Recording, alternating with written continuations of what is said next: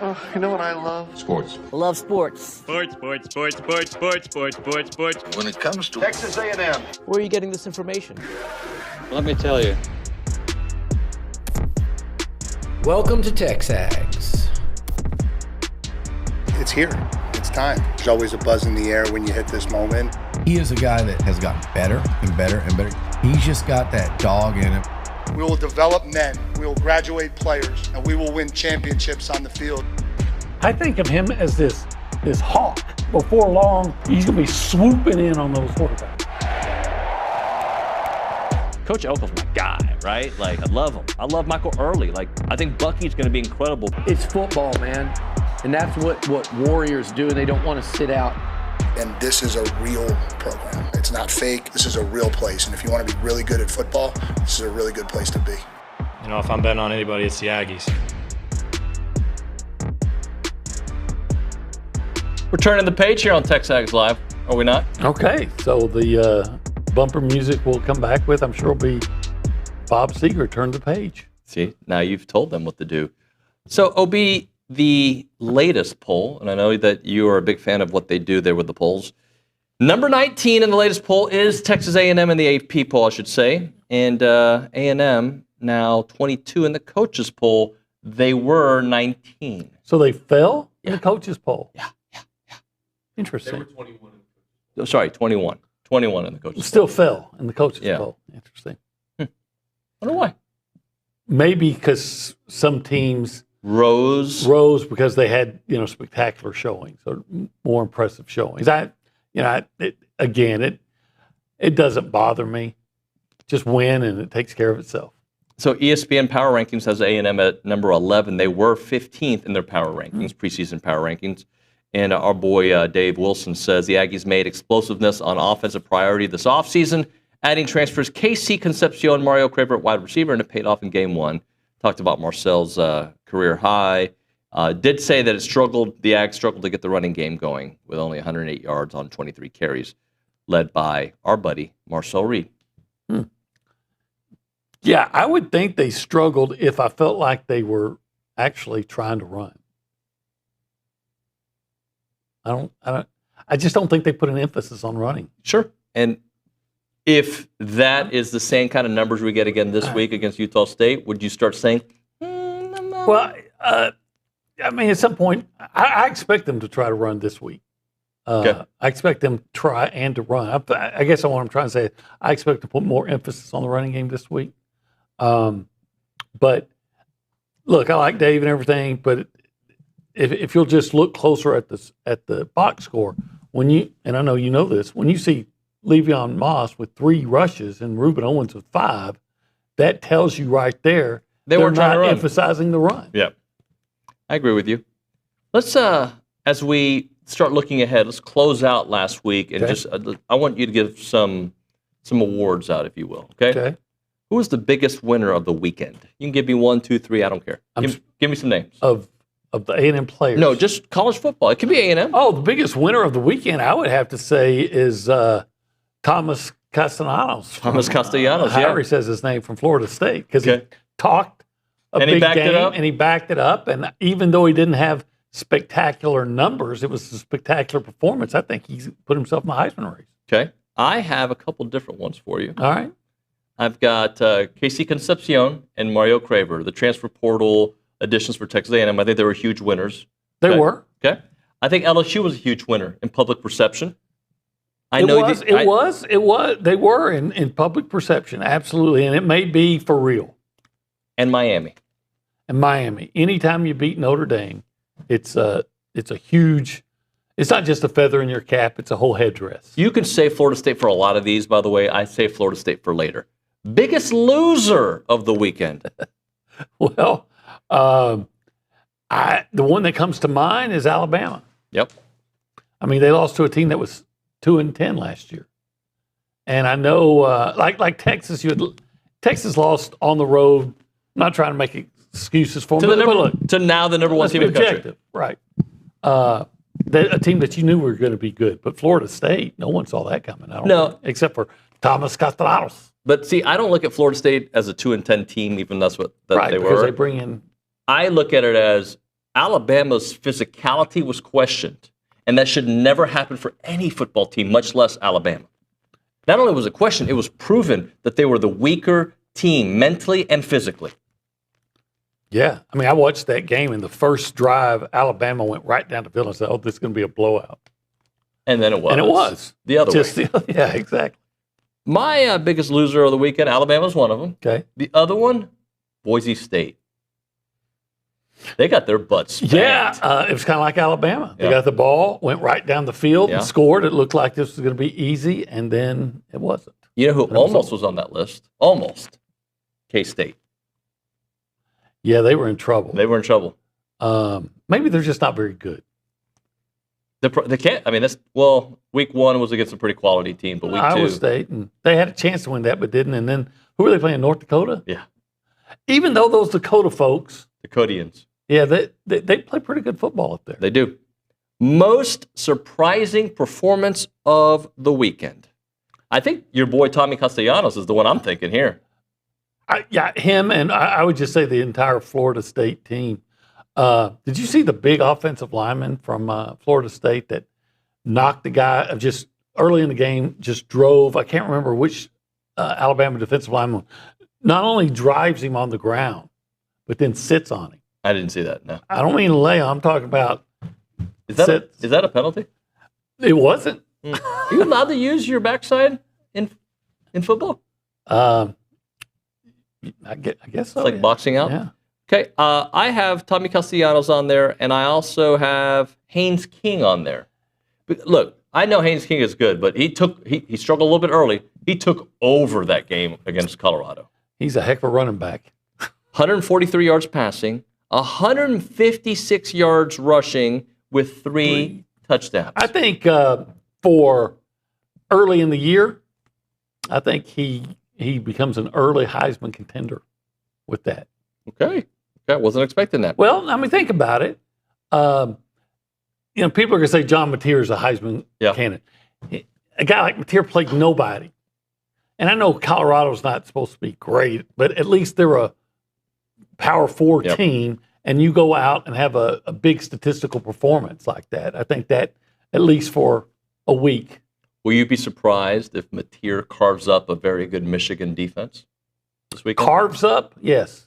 If he's successful, no. Which game? Because Michigan, by the way, beats New Mexico by 17. That's all. Mm-hmm. New Mexico? Half of New Mexico is now at Utah State. I don't know. Maybe that's a good thing. I don't know. But you just expect Michigan to go out, no matter what their situation is, and put 40, 50, and win by 4 touchdowns against New Mexico. Which game told you the most about a team moving forward? I would say Miami. Okay. That's a good answer. Yeah, I would say that. They're better than you thought. Yeah. Or Notre Dame's not as good as we thought. But I'm going to take the positive spin on it and say Miami. Okay. I'm going to give you a couple of them. You say Ohio State? Ohio State. Look, we had a lot of questions about Ohio State, more than Texas.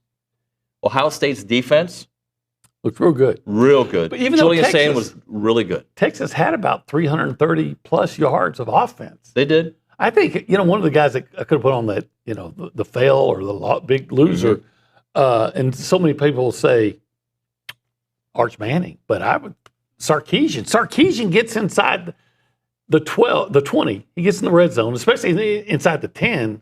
Over the last couple of years, by the way. Yeah, that's what I'm saying. And all that talk about him being, he's this genius play caller. He becomes an imbecile. He is a genius from 20 to the 20.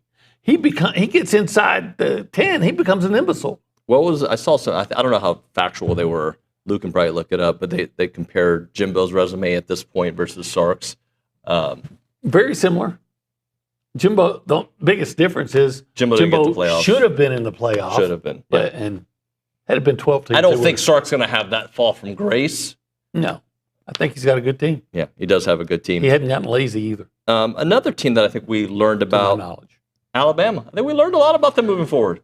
Yeah. I'm not saying that they're going to be a five-loss team, but they don't look like the team that I thought was going to win the SEC. It's true. They don't. or let me put it this way, they didn't. Let's see. I'm going to be really interested to see what happens to Alabama in a couple of weeks. Don't they have Georgia coming up? They do. Pretty soon? Yeah.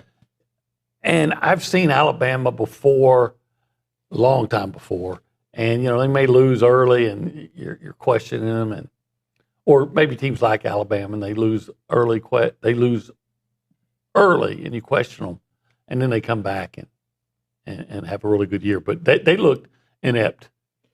All right, who are some teams that people are overreacting to right now, positively or negatively, and it's just one game? Well, I would pump the brakes on Oklahoma. Okay. I've been hearing some of the national guys, one in particular. Dari? Could be. Just going off about Oklahoma. And I'm like, yeah, they were John Mateer, 390 yards. Yeah. They were very impressive against Illinois State, which gave up 40 points or more in 4 games last year. All right. And it's probably pretty much the same guys. And by the way, let me remind you that last year, Oklahoma opened the season by beating Temple like 51-3. Yeah. And I if you put Temple against Illinois State, I'm taking Temple. By the way, I do. So I'm just waiting. I don't disagree with you at all. But if I'm talking eyeball test, Mateer looks like a real quarterback. Like a real quarterback. And we're about to find out this weekend. Yeah, and I'm sure he's going to be good. I just wonder if he's what he's cracked up to be. Another team I would pump the brakes on is Auburn. Okay. Did they look outstanding moving the ball? Jackson Arnold, look, somebody's going to spy on him because that's what he said. He didn't throw the ball that great. He was okay, but he ran like crazy, much like Haynes King. Yeah. But if you'll look up, everybody moved the ball on Auburn on Baylor last year. And by the way, Baylor moved the ball up and down on Auburn. Yep. I was expecting that because Smirkin was the defensive coordinator over there. I'm going to give you another one. All right, tell me. One that I think you, or say probably just not thinking of it. LSU. Now, I feel like for one game, I believe in that defense right now. That they're going to be significantly better. I don't know if they're going to be a top 5 defense. I think they're going to be significant. Their defense was dreadful 2 years ago, was okay last year. I think they're going to be really good this year. I do. And I'm probably overreacting to one game, and we don't know enough about Clemson. But we heard all this talk about Kate Klubnik being a Heisman contender, the leading one, the wide receivers that they had there. None of that happened at home against that LSU defense. Yeah, and I think Cade Klubnik will put up nice numbers, really good numbers, and Clemson will have good offensive numbers when they start playing ACC teams, just as was the case last year when they opened the year getting absolutely throttled by Georgia. And that's why I'm pumping the brakes a little bit on LSU and how good their defense is, because, if you'll remember, if Clemson doesn't get a 60-yard field goal, I don't think they get into the playoff, and there's a whole different narrative, I think, about Clemson. They were not a great offensive team outside of playing some really So let me ask you this. Some really challenged defense. If a national guy came to you and said, OB, pump the brakes on A&M's explosive offense, what Mario Craver did and Casey Concepcion and Marcel Reed did was just against UTSA. Yeah. How would you push back on that? I don't know if I would. Okay. I'd say, it was exciting. You could absolutely tell that there's more speed at receiver than there was last year. I would say, by the way, if you do believe in Clemson, it was just 2 years ago that Casey Concepcion was making big plays against Clemson as a freshman. And you say, with Mario Craver, yeah, right, he can't, it was just against UTSA, except, let me do the old Stephen A. Smith. However, if you'll see what he did last year against Georgia, he had a 40-yard touchdown catch. I think he had a big play against Texas, and we obviously saw what he did against A&M. So, but until they do it against an SEC opponent, same as I'm saying, I'd be disingenuous if I said they don't have to prove it against better competition. Yeah. If I'm going to say, I still think LSU has to do it against better competition. TexAgs Live. It is. I just said the name. I didn't say this is. Just TexAgs Live. You know who it's brought to you by? I actually do know the answer to that. That's David Gardner and his jewelers. Yeah. And we're currently in the Rollo Insurance Studio. Oh, Jason Jackson and the boys. Yeah, and the boys, and ladies. They have ladies that work there too. Yeah, they do. I think they're open like that. And we are currently hanging out at the Holistic Planning Cool Zone. Yeah. It's very cool here today, this morning. And this hour is presented by somebody as well. CC Creations, the warehouse at CC Creations. You got to go to the warehouse. It's a great place to go. Fantastic. And you get a lot of things that you can wear. Yeah, a lot. At the warehouse. More than one. And if you want to call the show, you can do that at the Buppy's Catering Hotline, 979. Whoa. Catering and what? Oh, sorry, bartending. Bartending. Don't forget the bartender. Don't forget that. There's two factions tip in that your bartenders and waitresses. Buppy's, we're going to see Buppy tomorrow. There's the Buppy's Catering side, and then there's the bartending. And I think there's a rivalry there. Like, you got to be careful. It's like content team versus like the upstairs. Upstairs. There you go. But I work upstairs. So do I. I do too. So we're against each other. But that version of me is more management. This version of me down here is more show guy. Yeah. And if you want to be part of the show, there you go. You can text or call on the Buppy's Catering and Bartending Hotline at 979-693-1150. Correct. There you go. Let's go around the room left to right and say hi to the people. Behind the glass is Chaotic Cade Bickham. Hello, Cade. Hello. Good morning, y'all. Hello. Y'all doing good? We're doing well, thank you. How are you? Thank you. See, I'm just, I'm here. It's Nick's day off on Wednesday, so that he's a busy man, so he gets needs a day that off. Day off, yeah. Well, he gets a morning off. He doesn't get a day off. Oh, okay. Well, good for him. Yeah, good for him. Well, why don't you offer something of substance to the show this morning, Cade? Ooh, well, let's see.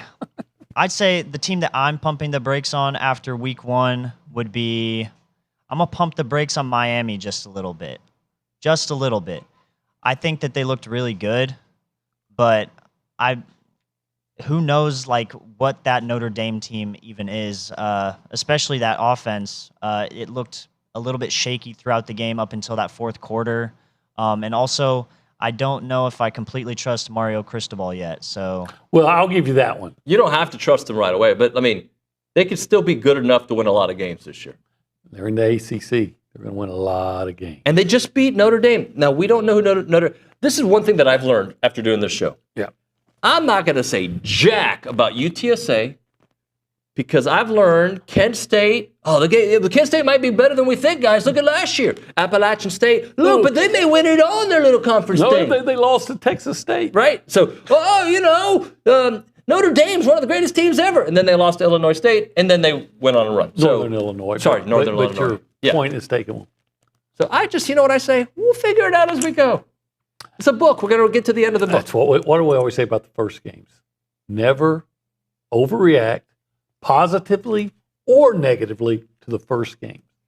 We're going to overreact negatively to the Angry Elephant News and Social Center's host today, Luke Evangelist. How can you overreact negatively? Because you lie.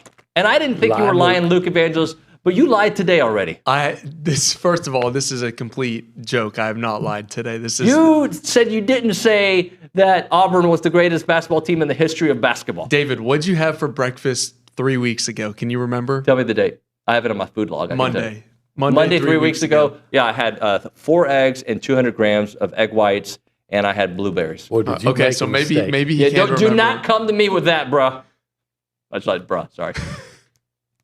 Okay, can I get into a team that I don't know how we've gone this entire show and haven't talked about Tarleton State? Why do you call him bra?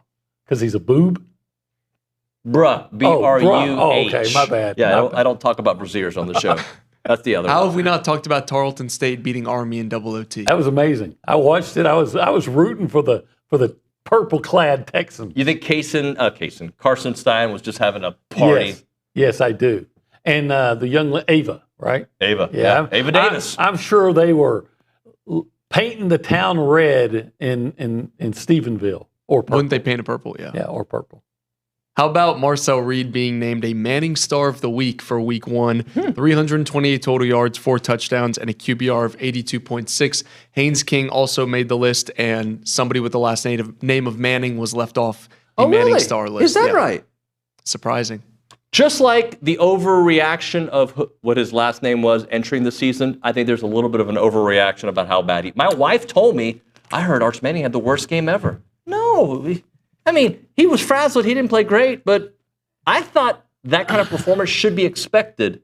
Your first road well, start I against don't the know top if 5 I team. was expecting it. He had a rough day. I think it's there is a obvious overreaction. I still think he's going to be a good quarterback, very good, maybe even great. But there were some throws. I don't know if you've seen the what do you call them, memes? Is it meme or GIF? If there's a meme about it, I've probably seen it. Somebody has the video of him throwing, and then they have Uncle Rico throwing. Oh, yeah, I've seen that, yeah. And it was very similar on that particular pass, the release point. How about can I give you a biggest loser then? Yeah, of course. A team that actually won is one of my biggest losers that we haven't talked about is Florida, because their schedule just got unbelievably harder. Hardest schedule in the history of the world, you told us earlier. No, Even I said, harder than A&M in I said there's an 2019. argument to be had about A&M's 2019 schedule where they played the number 1 team 4 times, and this Florida schedule we may look back on being just as hard or a harder schedule because South Florida just beat Boise, and we don't know how good Boise is going to be, but they were pretty dominant doing it. They have them this week, and then lowly 2-win Florida State. You would think they wrap up the season with a cupcake. Now Florida State looks to be legit. I was looking at, we'll talk about this in one of these segments coming up, but I was looking at QBR ratings in the SEC, and I was shocked that Lagway's QBR, even though he had a nice game, it was 16th, I think, on the list. Huh. You know, I see different QBRs, right? Because I saw one, it had, Marcel was like 170 something. I think I saw 155 or something. Maybe it was 170 at one time, went down because they. And then Luke just said there was one where he's like 87 or 82 or something. So I guess people have their there's very different metrics, different formulas. I can't ever figure out. That's ESPN QBR. No, what's the line you would say that says that of delineation where this makes it a pretty good performance. This makes it a great performance. Right. I remember growing up watching the NFL, and they tell you your quarterback rating was over 100. That was fantastic, but apparently it now starts at 150. 75 or higher is on the considered ESPN good on ESPN. 90 plus is exceptional. Okay. All right. Well, 50 is Marcel average. He was exceptional. He was exceptional. Exceptional barbecue? Yeah. Oh, exceptional barbecue. See what I do? I could do that at any point of the show. You're It so just good. You know, like, let's talk about something else before we talk about barbecue, okay? Okay. All right, let's just. Why? I want you to talk, but I ask you why, Olin Buchanan. Tell me about this shirt. It was a gift. Yeah, what color is that? Is this teal? Teal, maybe? Barbecue. Oh, barbecue. Barbecue. 1775. 1775 barbecue. It doesn't matter what shirt you wear. 1775. You just go up there, just be yourself. QBR. Tell me about QBR. About what? QBR. No, I'm going to tell you about BBQR. Okay. The barbecue rating. Number one BBQ rating in all of Texas, which, oh, by the way, makes it number 1 in all the world. Yeah, you just go down to 1775, have some of that succulent brisket, that jalapeno cheese sausage, those amazing pork ribs, that turkey. But, you know. You looked at me, turkey. The turkey. Even Nuño, the health food nut, who knows exactly what he had for breakfast 4 weeks ago and how many calories, even he. 648. Well, even he will have the queso mac and cheese because it's made. I'll have a whole thing myself. Right. Are you more of a Brad guy or more of a Brandon guy at 1775? I don't know. Just I'm more whoever puts the food out there and lets me eat it. You know why? Because it's number 1 in BBQ rating. BBQR. BBQR. And you can go to our website, by the way. It is 1775txbbq.com or call them up 979-492-6241. It's good.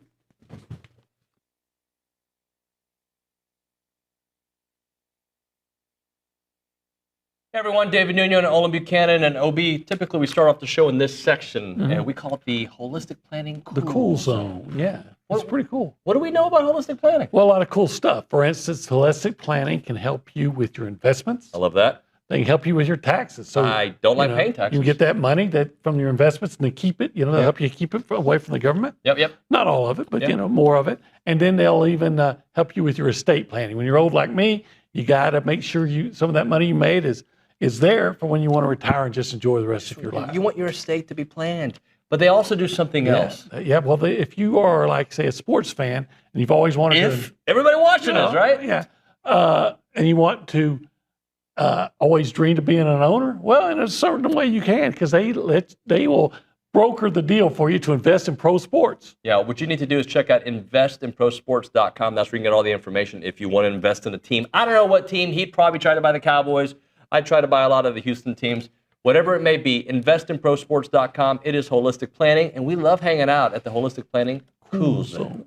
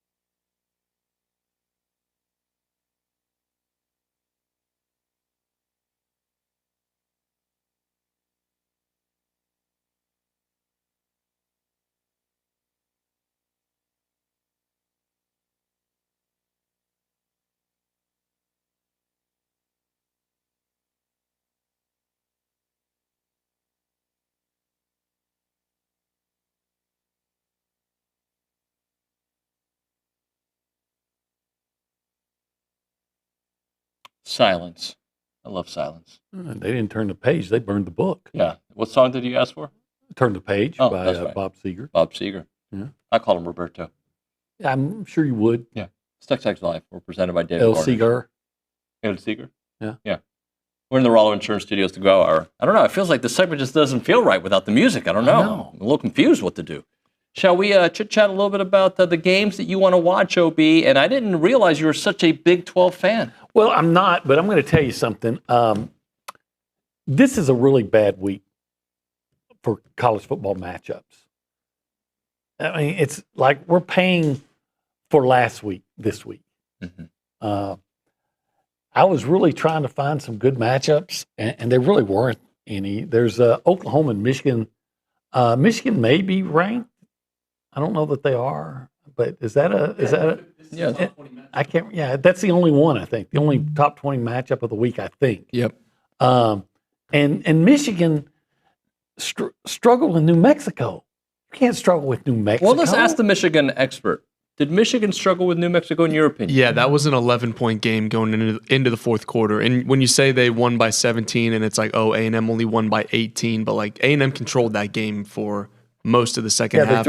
It was plus UTSA. They had the garbage time touchdown. Mexico. Michigan was the team that scored the garbage time touchdown. It was a 10, 11-point game for most of the game. So, I'm thinking Oklahoma's going to win that game, even though Oklahoma didn't show me really anything. You're supposed to run up and down the field on Illinois State. So neither team showed me anything, but I've got to believe that if you're struggling against New Mexico, you're not beating Oklahoma. Well, we're about to find out. What's the next game on the list? I don't have my list in front of me. I got it in front of me. You want me to do it for you? I'm sorry. South Florida at Florida? Well, Luke, obviously this is one of the greatest games of the year. But you know what? It is one of the greatest games of this week. Are we overreacting to South Florida's victory over Boise State? Because this is not Ashton Genty. Correct. And they were so much of Boise State was surrounded or was dependent on Ashton Genty. However, we always expect Boise State to be good. Yes, we do. And maybe they are. And maybe South Florida just did all the right things in bringing guys in and transfer portal guys. But, that was impressive. They dominated that game after that first series. After the first quarter, they were in complete control. Now, are they as good as Florida? I highly doubt it. But I think this week that makes it a very intriguing matchup. Plus, just like when you play UTSA against A&M, there's a bunch of guys on that South Florida roster that are from Florida and say, I'm good enough to play at Florida, and they wouldn't take me. So now I got something to prove. So I think that makes it interesting. I don't think I'm overreacting to South Florida because it's not like they're a horrible team. They gave Alabama trouble in the past, and they're starting quarterback. Yeah, but that was Tyler Buckner quarterback. But it was still an Alabama team, and it was an SEC level. It was a Nick Saban Alabama team. Exactly. Their starting quarterback, who is the key, Byron Brown, who was the reason they demolished Boise State, missed essentially all of last season. So that's why they playing defense too. He's the reason they scored 34 points. All I'm saying is it's not like Florida is playing Boise a pushover. No, that's why they're on the list. Exactly. Thank you. All right, next game on the list. It was actually close last year. Is it Iowa and Iowa State? Well, we can do that. I was going to do Arizona State, Mississippi State. Yeah. This time at Mississippi State. Last year, Arizona State, who made the playoffs, won by 7. Yeah, and there's no Scatterboo. Of course, there's no Van Buren or Mario Craver either.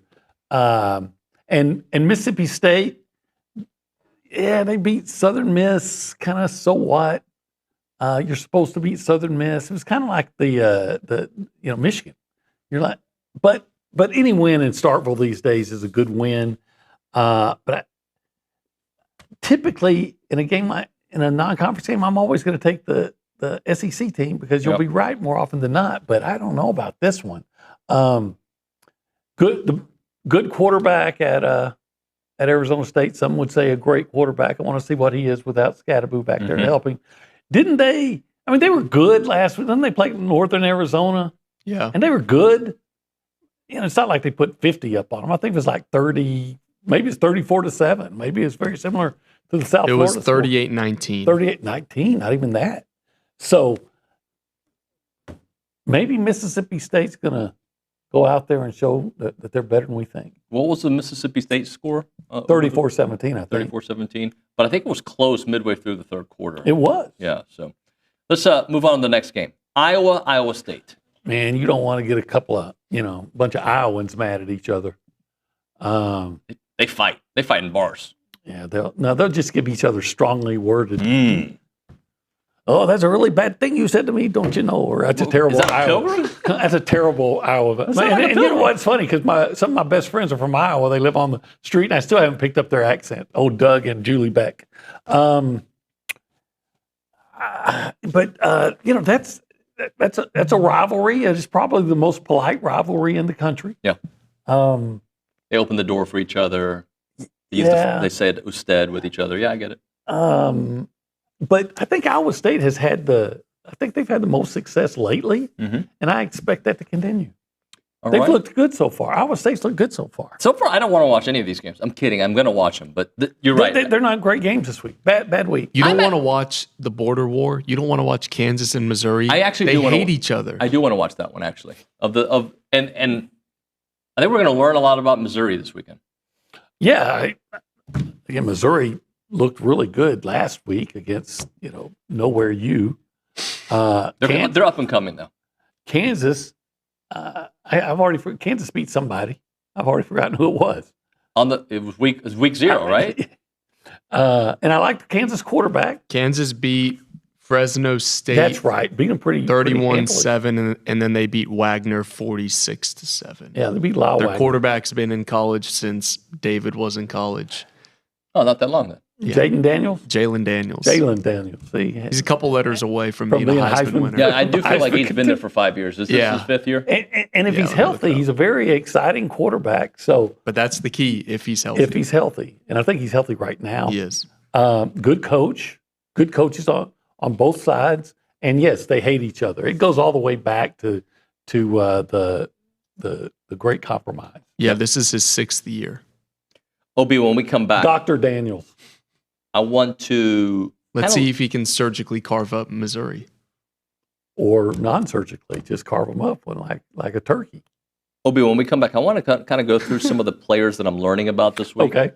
Speaking of turkey, because I know you do your breakdown of matchups, and I want to just talk about some of the players on the Utah State side of things, and just kind of get to know a little bit about them. We'll do that on the other side. Right now, we're talking Rollo Insurance. When Rollo Insurance, they build lasting relationships, and they do it through many different ways. One of the ways they do it is through education. They want to help you understand what you're buying and why. They have expertise in everything from your home to your auto to your business and your specialty coverage. Their agents there will provide options tailored to your specific needs, and they're going to explain everything to you in plain language. Whether it's home, auto, business, or ranch, you want to start a relationship with an expert who puts you first, and your agent becomes so familiar with your situation. And when you need advice or have a claim, you speak directly with someone who knows your situation. The differences are real at Rollo Insurance. Visit rolloinsurance.com/TexAgs. rolloinsurance.com/TexAgs. 888-44-ROLLO. That is 888-44-ROLLO.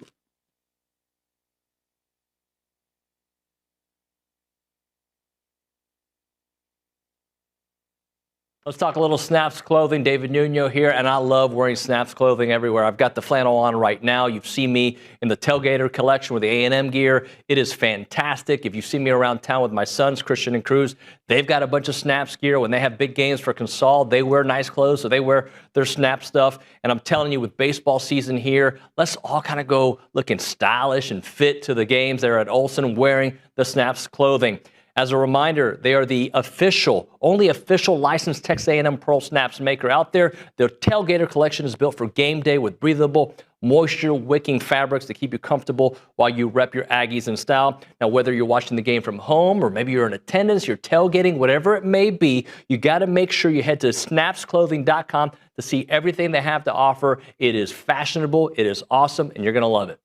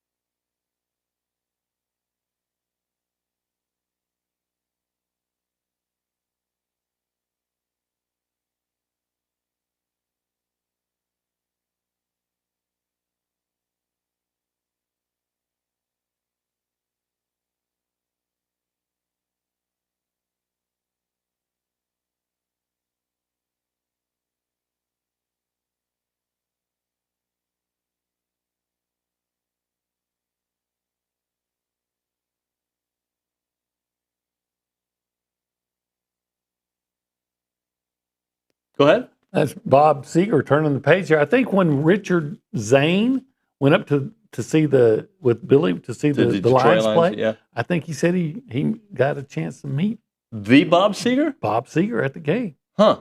Yeah. Is he considered Detroit royalty? Yeah. Well, I'm not from there, but I think so. Yeah. He and Marshall Mathers, huh?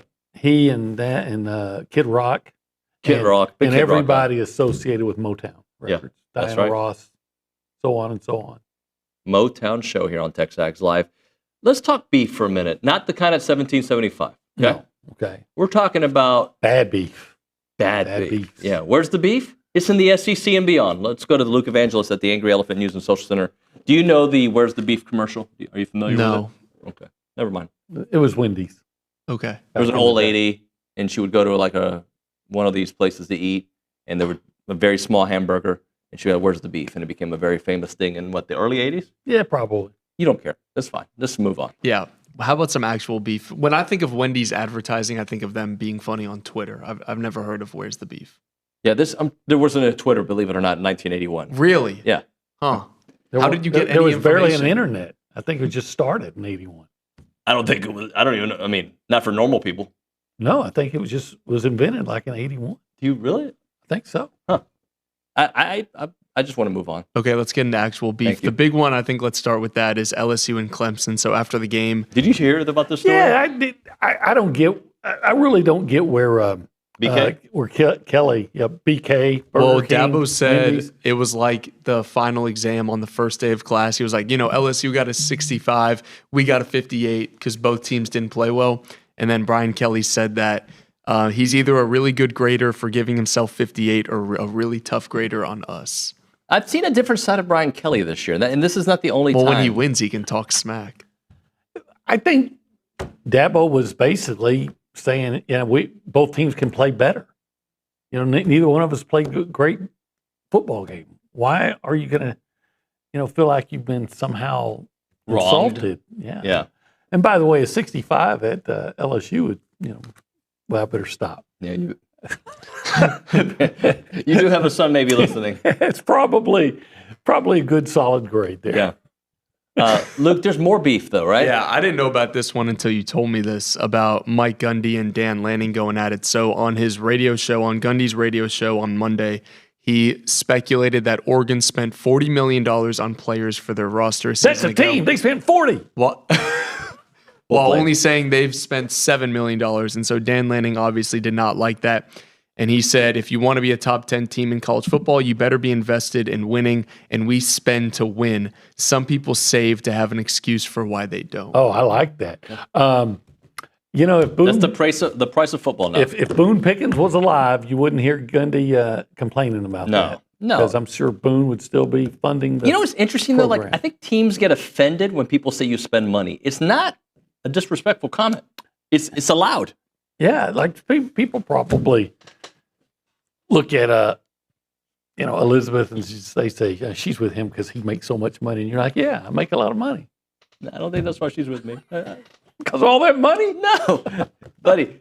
You know how much I made my first few TV I don't jobs. know. I don't know. Well, your first few, it doesn't matter how you start. That's what you're like that rapper who says, what did he say? Started from nothing, now I'm here. Drake started from the bottom, now we're here. Did you see Drake on Twitter yesterday? No, what he did was all over Twitter. We'll talk about it at the break. Okay. He was on with that girl that interviewed him like a couple years ago. Oh, Bobby? Yeah, Bobby, whatever. Yeah. Yeah. But the point is, now you're here. And I started at the bottom. And now I'm midway through. I'm at the middle. Thank you. But hey, Oklahoma State, don't whine. Look, not everybody can play at the $100 tables. And if you're not going to play at the $100 tables, then go to the $10 tables and shut the heck up. It's the Big 12, brother. And it's go play intramurals. Go play intramurals, brother. They have no idea what we're talking about. That's actually a great reference to college football history. Colorado. It's a Big 12, brother. Dan Hawkins. Look at that. Formerly of Boise. Yeah. Let's get one more beef in, and then I'll talk a little bit about Utah State. Yeah, Tulane and Northwestern. Tulane was trying to wear their white jerseys, green helmets for the exact uniform they wore after Hurricane Katrina for the 20th anniversary, and Northwestern denied the request. and John Summerall, Tulane's coach, took a shot essentially in the post-game press conference saying, if you disrespect New Orleans, that's what happens. They ended up blowing out Northwestern, and Northwestern's coach came back and essentially never denying the request. He was just apologetic. But he was apologetic. Yeah.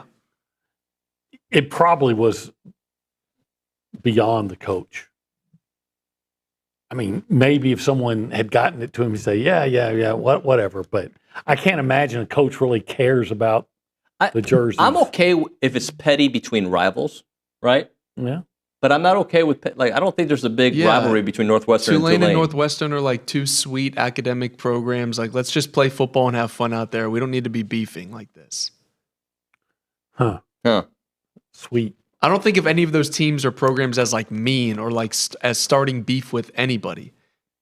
You know, have you ever seen a Northwestern team like fight another team? No. I can't think of one. What was the name of that really good running back that season that they were really good, Northwestern's? AC, something like that? Yeah. Autry, Darnell Autry. Darnell Autry, yeah. When they went to the Rose Bowl. Yeah. And about that would have been around 95. Yeah. Yeah. Huh. Let's move on, shall we? Yeah. What's your favorite duck camp gear? The hat. Yeah, I was going to say, they've had some new hats come out recently.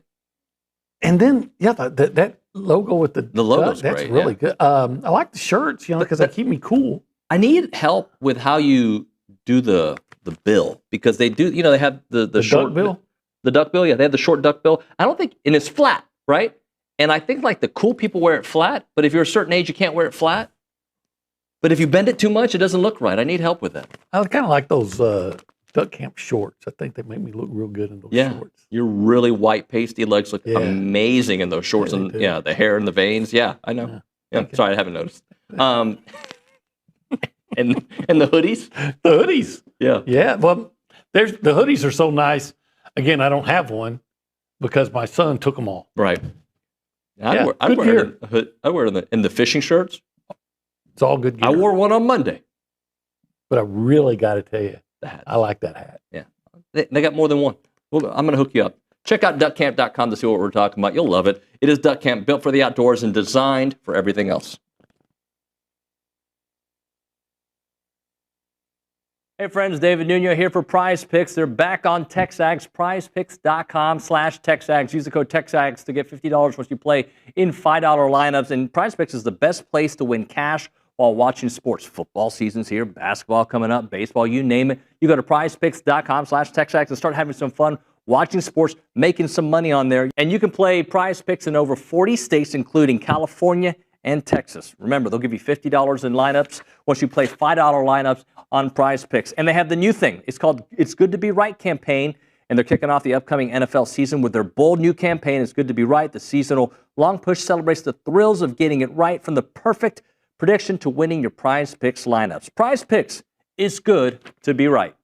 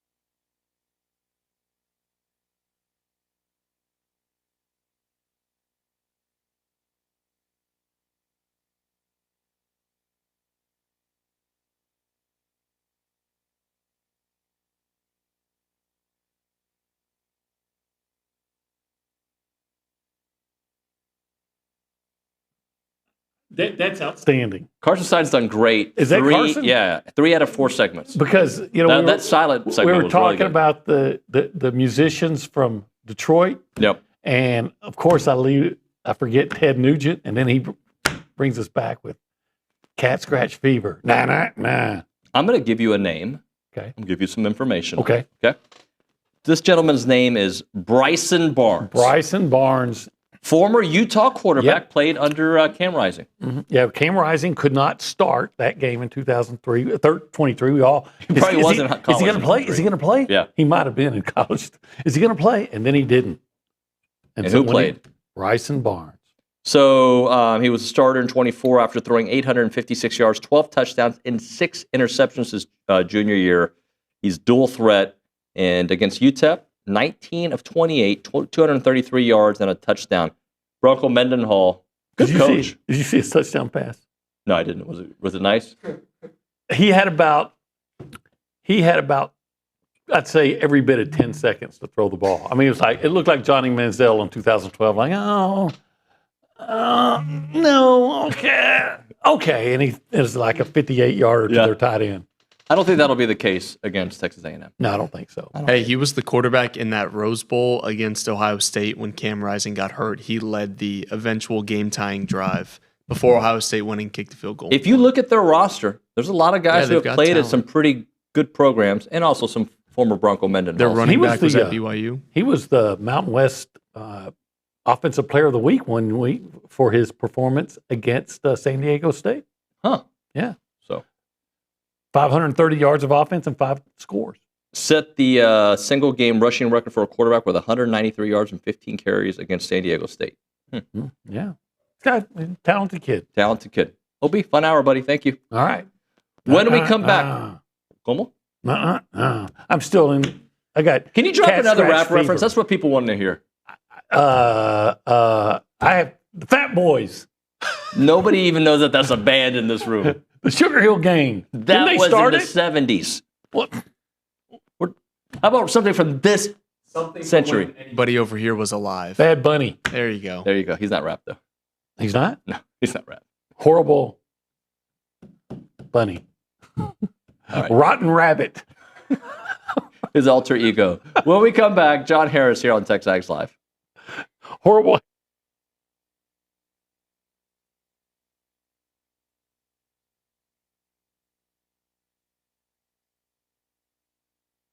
Everyone, David Nuño here for Allen Honda. Had a great conversation with them earlier today. John Allen's the owner. He's been here forever. And also their GM, Rusty Skinner, great guy. Wonderful conversation. They're super local. They're a family-owned dealership, not some massive auto group. And they treat their customers like family because they basically are family.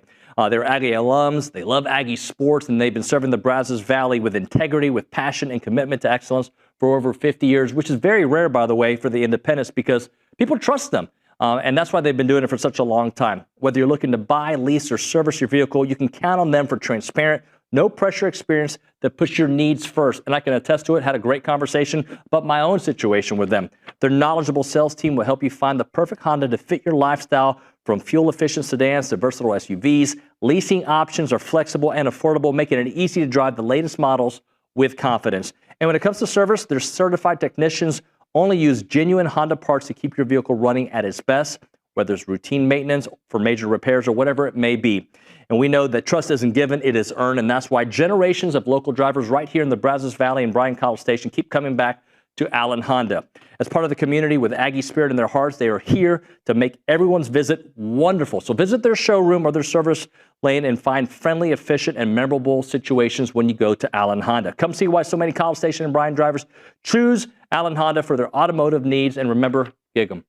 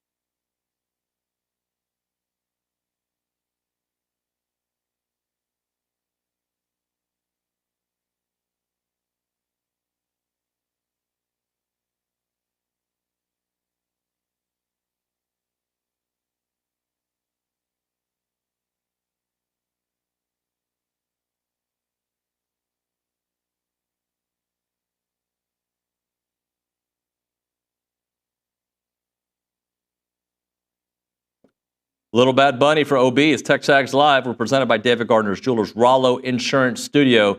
Hour number 2 of the program. Let's go to the Buppy's Catering and Bartending Hotline, where we find Houston Texans sideline reporter and the founder of FootballTakeover.com, my good friend, John Harris. Johnny Harris, good morning, sir. Bro. Cade. Bickham, what'd you do? He should be. Okay, well, what a disastrous start to hour number 2. We'll figure it out. Anyway, when we get John Harris on the program, my goal will be to ask him about A&M stuff, right? And with the NFL starting this week, get his thoughts on some of the games going on and where he stands on that. But while we wait to see if Chaotic Cade can figure out what's going on, let's go to a text. It says, guys, let's not make an excuse for Feinbaum's Golden Boy, but I saw several times in pregame that Arch was making the face when he was warming up. It seemed to be trying to stretch out his arm. Anyway, we go back to that Buppy's Catering and Bartending Hotline. John Harris, are you there? I am here. How are you, Dave? Okay. Ooh, I was a little worried for a minute. What's up, buddy? What's up, man? How are you doing? Football season's here, so it's good. What's this conspiracy theory about Archie's shoulder now? A 361 sends this in that says, not making an excuse for Feinbaum's Golden Boy, but I saw several times in pregame that Arch was making a face when he was warming up during the game, and he seemed to be trying to stretch out his arm. Stop. I mean, look, I saw him a few times when he would be in a shotgun and he would kind of take both shoulders and kind of, like you're kind of flexing, kind of roll him a little bit. So yeah, maybe he got, hit a little bit, maybe got it live, who knows? But deal with it. I mean, it is what it is. Now, I will say it's not Arch making the excuse. It's everybody around him. And this is what is so frustrating. And this is why you couldn't have a conversation about Shedeur Sanders. You couldn't have a conversation about Tim Tebow. It wasn't about Shedeur or Tim. It was about the people that either supported those two so fervently or were so off their rocker the other way. So it's like having a conversation about Arch, like the other day.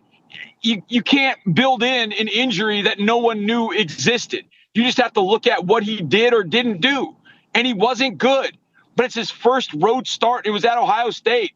Like, let's back off and let him be a little bit just from that standpoint. But he didn't look good. Texas did not look good. Sark was terrible, I thought. So That all said, make your excuses.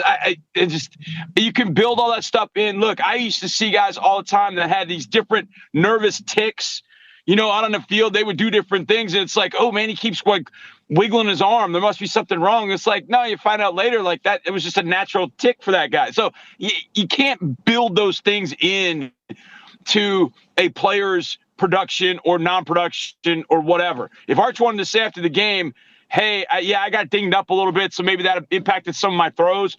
All of a sudden, people are like, oh, he's making excuses for himself. Like, Arch can't win unless he goes out there and throws 800 yards and 9 touchdowns in every game.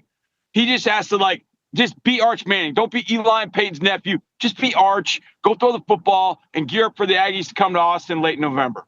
Johnny, apparently I said, I don't remember saying it like this, but apparently I said Arch was fantastic at the end of the game. I don't think he was fantastic at the end of the game. I thought he was really good towards the end of the game. Did you see it that way, at least the last couple of drives there in the game? Well, yeah, I think Ohio State probably backed off a little bit, so there was part of that. But to me, in the fourth quarter, the throw to me that stands out is the 3rd and 5 to Ryan Wingo. He's got Wingo on the crosser wide open, and he on the run. That's a throw you have to put on the outside number or the outside edge of his single number 1 and let him catch and turn up the field and make a big play. Instead, what does he do? Bad mechanics, throws it sidearm, throws it behind him, incomplete. Now it's 4th down. Like, Arch, to me, showed a lot of toughness, mental and physical, battled through some really tough times, and had the ball down by a touchdown with some opportunities. But what makes a great quarterback is every opportunity in a 2-minute drive, you nail it, especially the open ones. Ohio State didn't leave him many openings, and then he got one, and he missed him terribly. So from that standpoint, the throw to Livingstone for a touchdown was awesome. A great throw. Fantastic. But here's the problem. There are a lot of college quarterbacks that make that throw. That's one of the easier throws, dare I say, that a quarterback can make. Just throw it outside the numbers and throw it to a spot and let your guy go get it. Like, that's one of the easiest throws to make. The hard throws are the ones that Arch missed the other day. And he didn't miss close. He missed badly. So from that standpoint, yeah, it was good because he did make some, like, oh, that's a great seam throw. Wow, okay, good. The ball to Livingstone, great throw, but that's a throw every quarterback's got to be able to make. The ones he didn't are the ones that all the NFL scouts and all the people touting him think that he should make in his sleep, and he didn't make them. So do you think, and I don't want to spend too much time on Arch because I think there's too much A&M and other stuff to get into, but do you think this is a sign of things to come, or is this just part of being frazzled in enemy territory, I guess? I mean, I think about it this way, David. What if your first radio show was on national radio at the Super Bowl, the first one you've ever done? Like, it would be shaky. It would be all over the place. Like, that's what Arch was thrown into. Let him settle into some, local 2 to 6 radio and just get comfortable.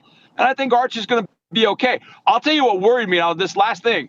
If I'm a Texas fan, I don't know who gets open for him. All his wide receivers are all 18 stars and all the greatest that we've ever seen. And I didn't see a lot of those Ohio State or those Texas receivers getting open. Somebody better get open for him. That isn't named Parker Livingstone. Hunter Renfrow 2.0 can't be the only guy getting open for him. So they've got some issues, I think, in getting guys open against good coverage. Johnny, let's talk about A&M and just the positives to start off with. Marcel Reed, I thought, looked very polished, very comfortable in the pocket. He missed a couple throws, but overall he was really, really good. And we said that he's going to have wide receivers this year. They're going to get open. They got open, and then they made people miss. Yeah, it's funny, David. I was thinking about it as I was, I'm driving in, and I was like, all right, what are we going to talk about today? So I just kind of in my mind started preparing. And the one thing that came to me was this. And it in a sense, it kind of bridges what I just talked about with Texas and with A&M. Like, A&M has gone out, and everybody would get excited. Man, we got this 5-star kid, man. He's 6'3", he's 210. He's a 5-star. He's a 5-star, man. He's this, he's that. And you realize once he gets there to college, like, he can't get open. They can't get open. And then all of a sudden they go into the transfer portal and they go get a couple of guys in Craver and KC that aren't the biggest guys, but I'll be damned if those two can't get open. And if that doesn't help a college quarterback in the worst way, like, college quarterbacks need dudes that get open. They're not, most of them, 100% CJ Stroud-like accurate every time they throw the ball. They need a little wiggle room. And that's what I think those two provide for Marcel. Now, obviously, people are going to point to, the deep ball Marcel missed. I mean, come on, man. I see everybody miss deep balls. It happens. You just put a little too much on it. You don't realize, oh, my God, he's that wide open. And there's probably a little, you got to take a little off. You got to throw to a spot. There's some things that he can adjust and adapt to. But I thought overall, Marcel threw the ball really well. I think it helps him that he's got dudes that can get open. It also helps that they've got rock stars up front in the offensive line, and they run the ball. I thought the running backs looked really, really good. Now, again, it's UTSA. You don't get too excited, but it's the only thing that we've seen from A&M. David, you've seen some practices, things like that. It's the same with me with the Texans. I saw every practice, so I saw everything. So I didn't get totally excited about some of the things in the preseason because I saw some of those things in practice, or I didn't see them in practice, and I didn't see him repeat a mistake in the preseason game. It's kind of like that, but this is the first time for everybody to see it. Like, how does it look all together? I thought offensively, I got kind of excited about what I think they'll be able to do going forward. I think Colin Klein's settling in. I think he's got the right personnel. I think he's got the right – this just strikes me as the right kind of guys for this offense. And, you throw KC in there with that punt return. You just think, man, that one punt return, just think about the impact of that going forward. How many teams are going to kick the ball to 7? Not many. So all of a sudden, you're trying to kick it away from them. You shank one out of bounds. You get one drive that starts at the 50 instead of starting at the opposite 25.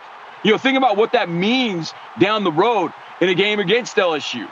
Just that one return is going to scare the hell out of people. And that was hugely valuable, and it showed everything that Casey's about. He's got wiggle, he's got great vision with the ball in his hands, and he's just magical and electric. And when he gets the ball in his hands, I would imagine, I guess everybody's at Kyle Field is already standing up, but they go to a higher level on their tippy toes of seeing what he's going to do when he's got it. So offensively, I was very happy. Now, defensively, I thought it was a solid performance. But that long run at the beginning of the second half, you watch it, you go, that's the same damn stuff we've been seeing when they make mistakes. Two guys in the wrong gap, linebacker shedding a block, and then ends up in the same gap as the other linebacker. And then the safety now has got to cover too much room. He doesn't make a good attempt at a tackle, and it's off to the races. It's UTSA. You're allowed that against UTSA. But you know what I'm going to say next. LSU, nope. That ain't going to happen against, Alabama, Georgia, the great teams that A&M's got to face, Ole Miss, et cetera. That the run fits, just being in the right gap consistently. And I know what, a lot of people will say, well, hey, they were really, really good every other play. Yeah, exactly. I get it. But that's the way the Texans were last year. The Texans will be great on 50 plays. But on play 51, they'd give up a bomb because they blew quarters coverage, which they shouldn't. That's elementary stuff. They'd have Tank Bigsby break a long run on them about 50 yards just because one guy was out of his gap. Good and great defenses do the things right all the time. And it's experienced guys that don't need to be making those mistakes. So that, I think, has got to get cleaned up. But I think it gives Jay Bateman a lot of time. Hey, bring them back down to earth. Hey, we've got better football to play starting with Utah State coming up. Let's play this clean and see how good we can be. So you agree with what Coach Elko said Monday at the press conference, that all of this is correctable. Like, it's just, and they showed that they could correct it in the second part of the second half. Yeah, everything's correctable. I don't disagree with that. Now, I hear coaches say that all the time. And look, I love Mike. I'm a big Mike Elko fan. He's no nonsense, but he's got a good feel for the players. I love Mike. This is coach speak in a sense. We can get it fixed. We can get it fixed. Okay, you had a whole month. It should have been fixed before that.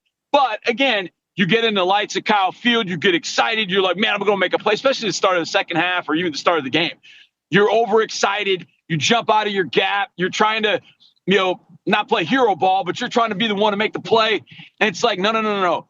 You got to play your responsibility like you're supposed to. And that is fixable, especially with guys that are veterans.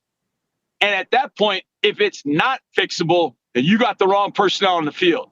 Now, to me, Scooby Williams and Torian York are tremendous linebackers. They can figure it out. They'll get it right. I love Torian York. I love how smart he is, knowing where the ball is going to be, getting everybody lined up. You got to have him on the field. There's no question. But he's got to now take the responsibility for the defense in being lined up properly, making sure everybody's in their run fits. If it's a player-led team like good teams are going to be, the responsibility is going to be on him and Scooby and these veterans to make sure those kind of things aren't going to happen. They get eliminated from this game going forward. And I think that's going to be the challenge for the Aggies at this point. Yes, it is fixable, but it can't be the coaches that are always like, you got to do this right. You got to do this right. It's got to be the players that say, hey, man, this is inexcusable. We can't be giving up 75-yard runs at the beginning of the second half. That can't happen. It ends now. And I think the Aggies have got leaders that will stop that as the coaches are encouraging them to do the same. Johnny, one other thing about the offense, going back to that for a moment. Were you, I don't think concerned is the right word. Are you going to pay attention to the run game this weekend based on the lack of not only yardage, but really the lack of a concerted effort to run the ball against UTSA? Did that catch your attention at all? Le'Veon only got 3 carries. I think Ruben had 5. Like they didn't really force the issue. Is that something you're watching? Yes and no. The one thing I've learned about, being in the NFL and the college season is getting this way. It's a damn marathon, man. I don't want my big time backs going out against UTSA, no offense, Roadrunners, and 15 to 20 carries. This thing's a marathon, man. I don't need mile 1 run in 5 minutes. I just need mile 1 completed at a good pace to start it, kind of shake the rust off and get back to it. I'm not one of those that early season you wear guys out, even in big games. It's such a long damn season that, yeah, I'd like to see guys get a few more carries. But look, you're going into that game, your UTSA, what are you taking away? What is it that you need to stop? Well, they've got a relatively new quarterback-ish with new wide receivers. I'm going to make him beat me through the air. But what I think Marcel showed is, all right, go ahead, pick your poison. So I think it's a combination of a couple things. It's a long season, and Marcel was probably, I think, up on the whiteboard, let number 10 beat us, and he did. He scorched him.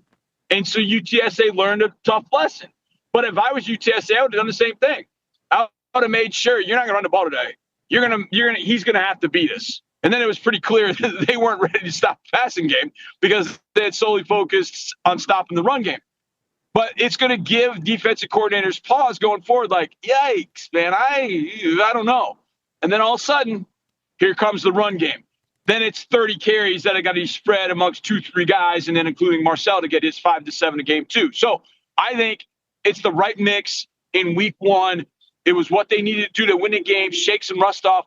But again, I don't worry about, especially running back carries at this point of the year. Now, if we get to October and there's still only 12 to 15 carries spread out amongst a couple of backs, like, all right, what are we doing here? We can't get away from what our bread and butter should be, and that's the run game.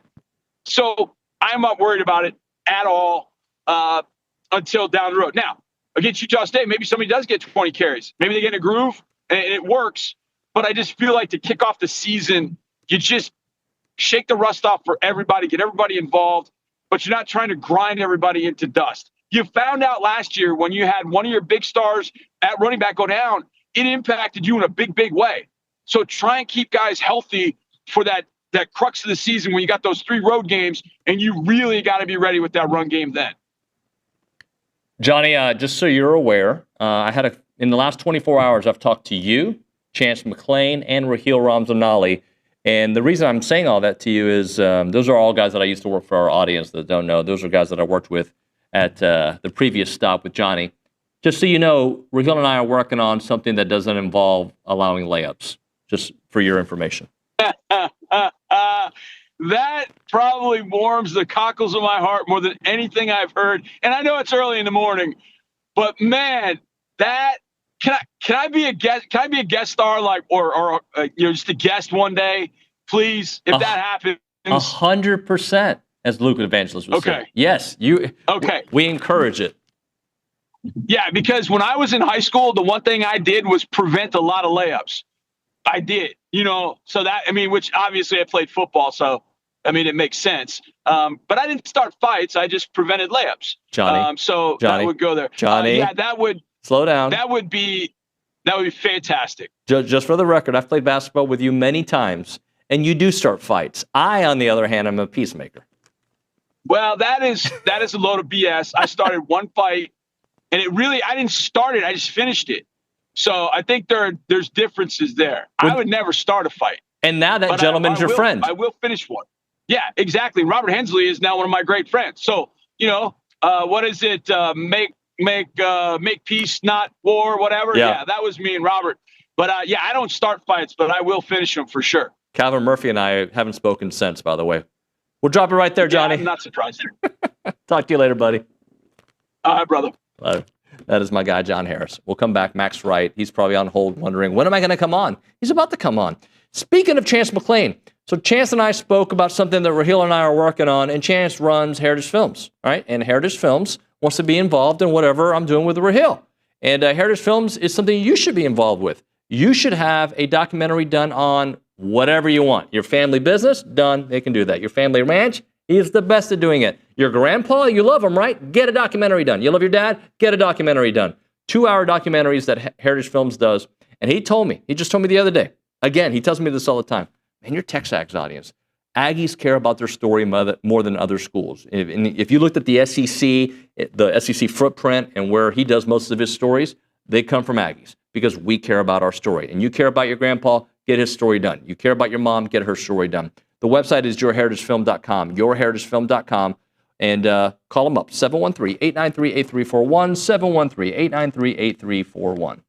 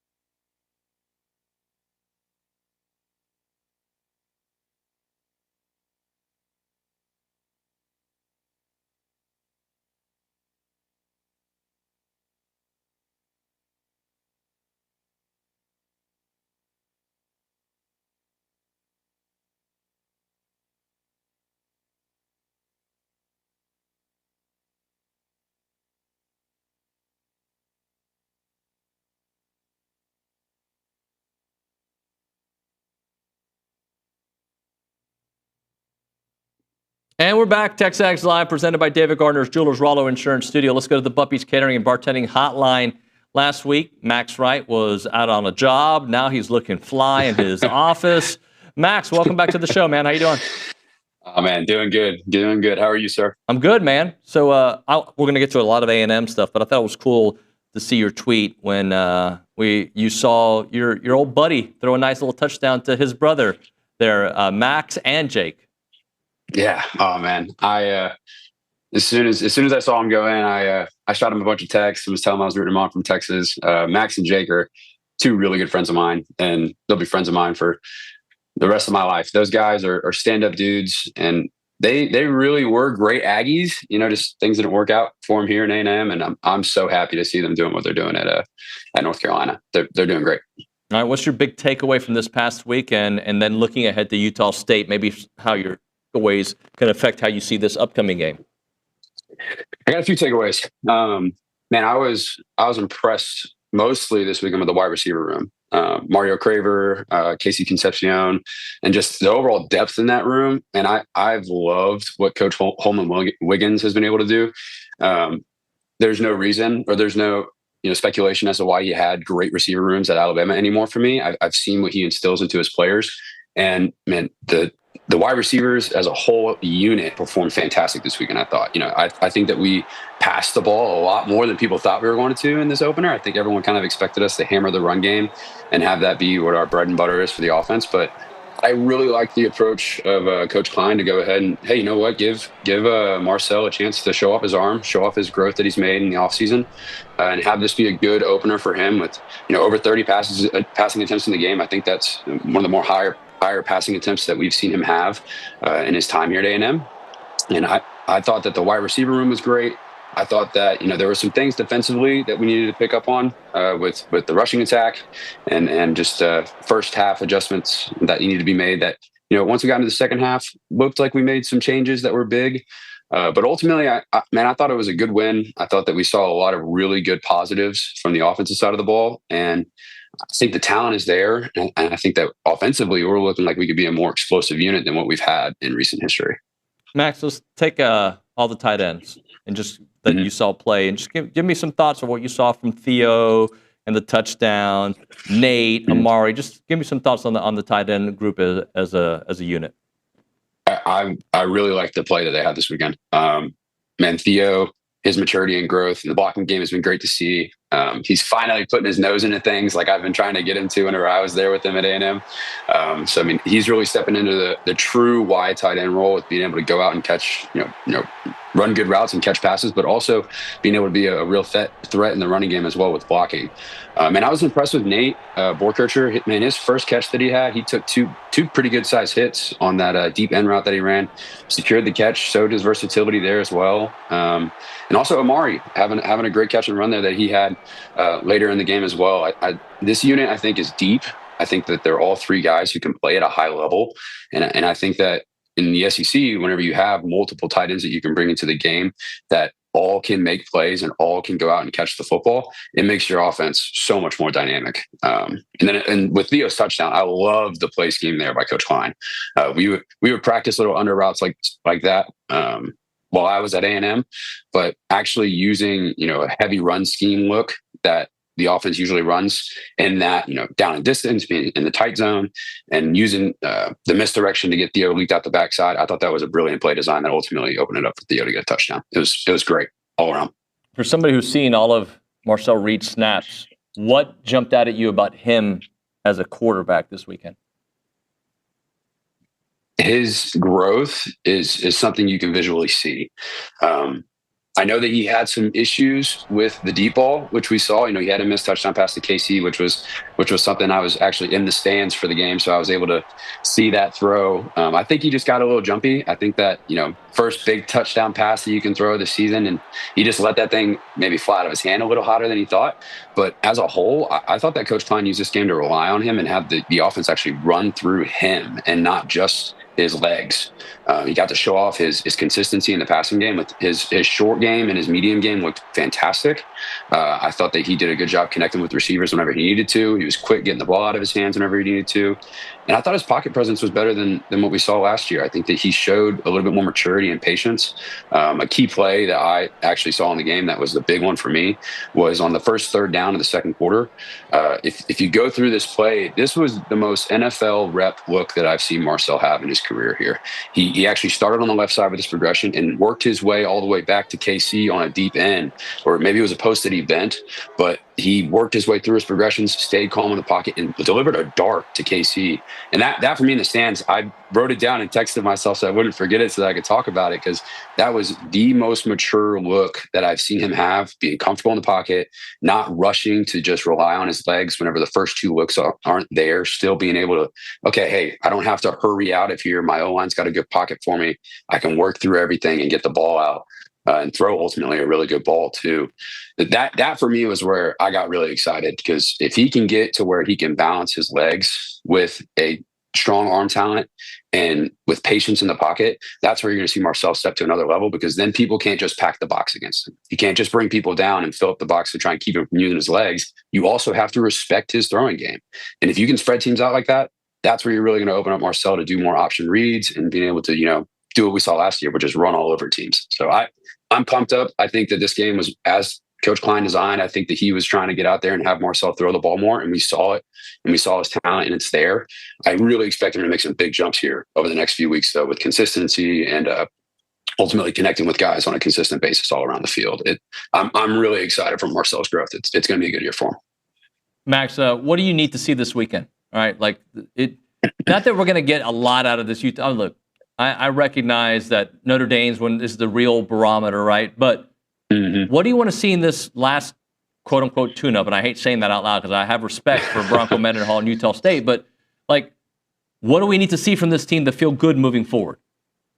I like you don't ever want to say, tune-up or the wrong thing. I get what you're trying to say. But ultimately, if we want to be a high-level team like we claim that we want to be, we need these games need to be ones that we use as building blocks to games throughout the rest of the season. I think that this weekend I need to see the run game implemented a little bit more and more dominant than what we saw against UTSA. It wasn't as impactful as I was kind of expecting it to be.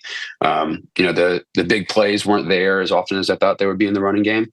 And I think for me this weekend, I need to see the offensive line dominating the entire game. I need to see them go out there playing against a team that they should ultimately be able to push around the field. I want to see them out there doing that. I want to see them out there setting the tone and just bullying a team. That ultimately for me, I'm looking for the front seven to dominate on both sides of the ball, because then that'll make me feel more confident as we go into a little bit more level play coming up against Notre Dame in the next few weeks. I think that to build on what we had last week with the passing attack looking great, and Marcel coming out and our receivers getting to show out, Mario Craver and KC showing why they were the big transfers for this team. Okay, now it's time for us to go out and show that we have one of the best three-back duos or three-back trios in the country. I think this is the week where you can kind of get the other side of the offense rolling and have a perfect setup to where both types of offense are firing on all cylinders coming into week 3. And then defensively, I want to see them dominate. I want to see them dominate. I want to see them, getting pressures up front. I want to see them, our secondary doing what they did in this first game, which playing a solid game, not allowing any passing touchdowns until the last 14 seconds of the game, this past game. But I want to see them being consistent. And I think for our defense, this game needs to be much cleaner in the run game than what we had. And I think that Coach Elko and his guys now having a week of film to be able to study up on another team, I think they'll be a much more crisp defense than what we saw this past week. Max, great stuff, brother. Talk to you next week. Yes, sir. Appreciate it. Thank you. When we come back here on TexAgs Live, we'll talk to a Utah State insider, get his thoughts on what they were able to do last week against UTEP. Right now, if you are looking for real peace of mind when it comes to your money, and I know you should be, check out Aggie-owned Paragon Financial Advisors. They're an independent fiduciary serving clients all across Texas. No sales pitches, no commissions, just honest financial planning and investment management. And what really sets them apart is the over 9 CFPs. They have CFA, they have CPA all on staff. These folks take credentials seriously, and they work tirelessly to help you build your future that you can feel really good about. Our buddy Stephen McGee is there, and he does amazing work. Go to paragon-adv.com or give them a call at 979-693-3907 to schedule your free consultation today. It is Paragon Financial Advisors. Integrity expertise, and trust. Paragon Financial Advisors.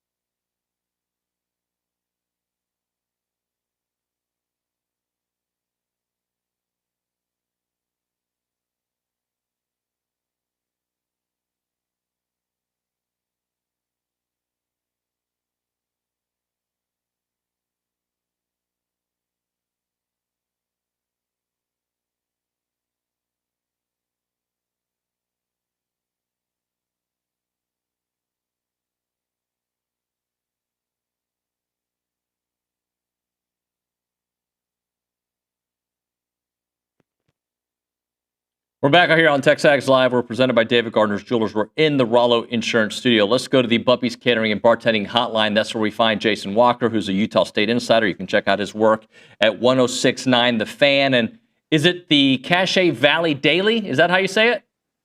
It's Cache Valley Daily. Cache Valley. So okay. like just like money, but it's Cache Valley. Hey, all right. Cash money, dog.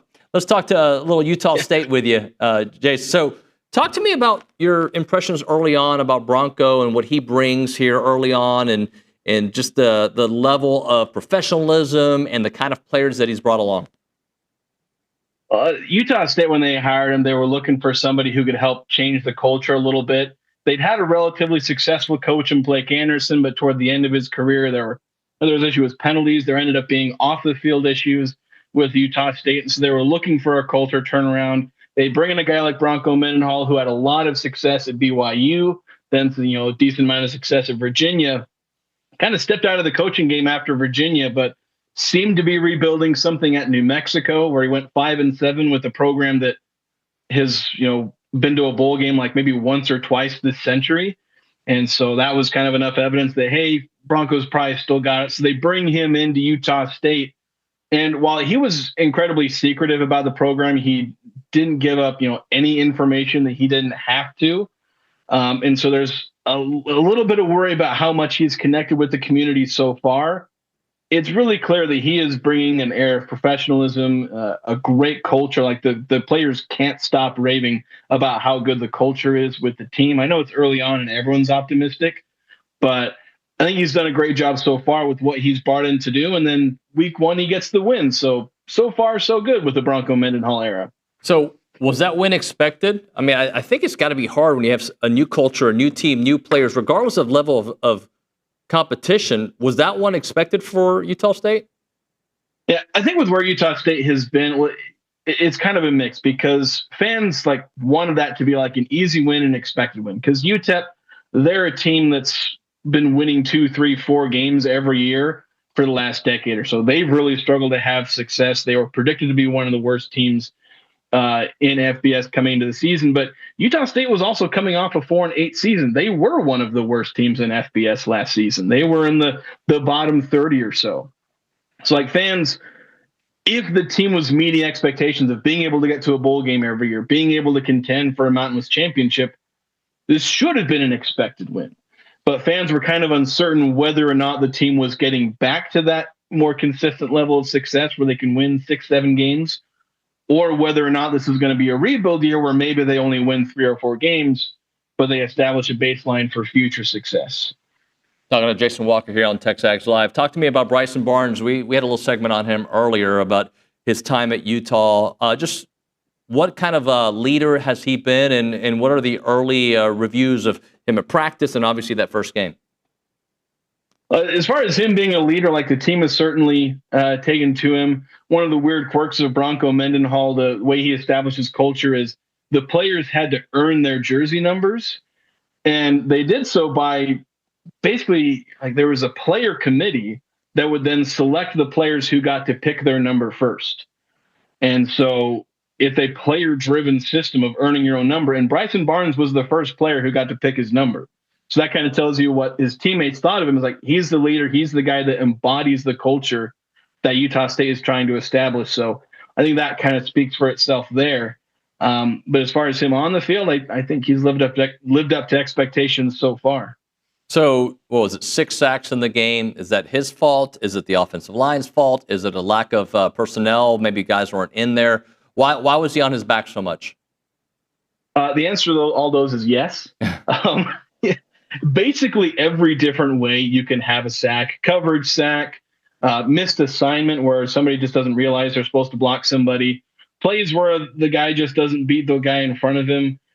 Every different way you can have a sack happen, it happened.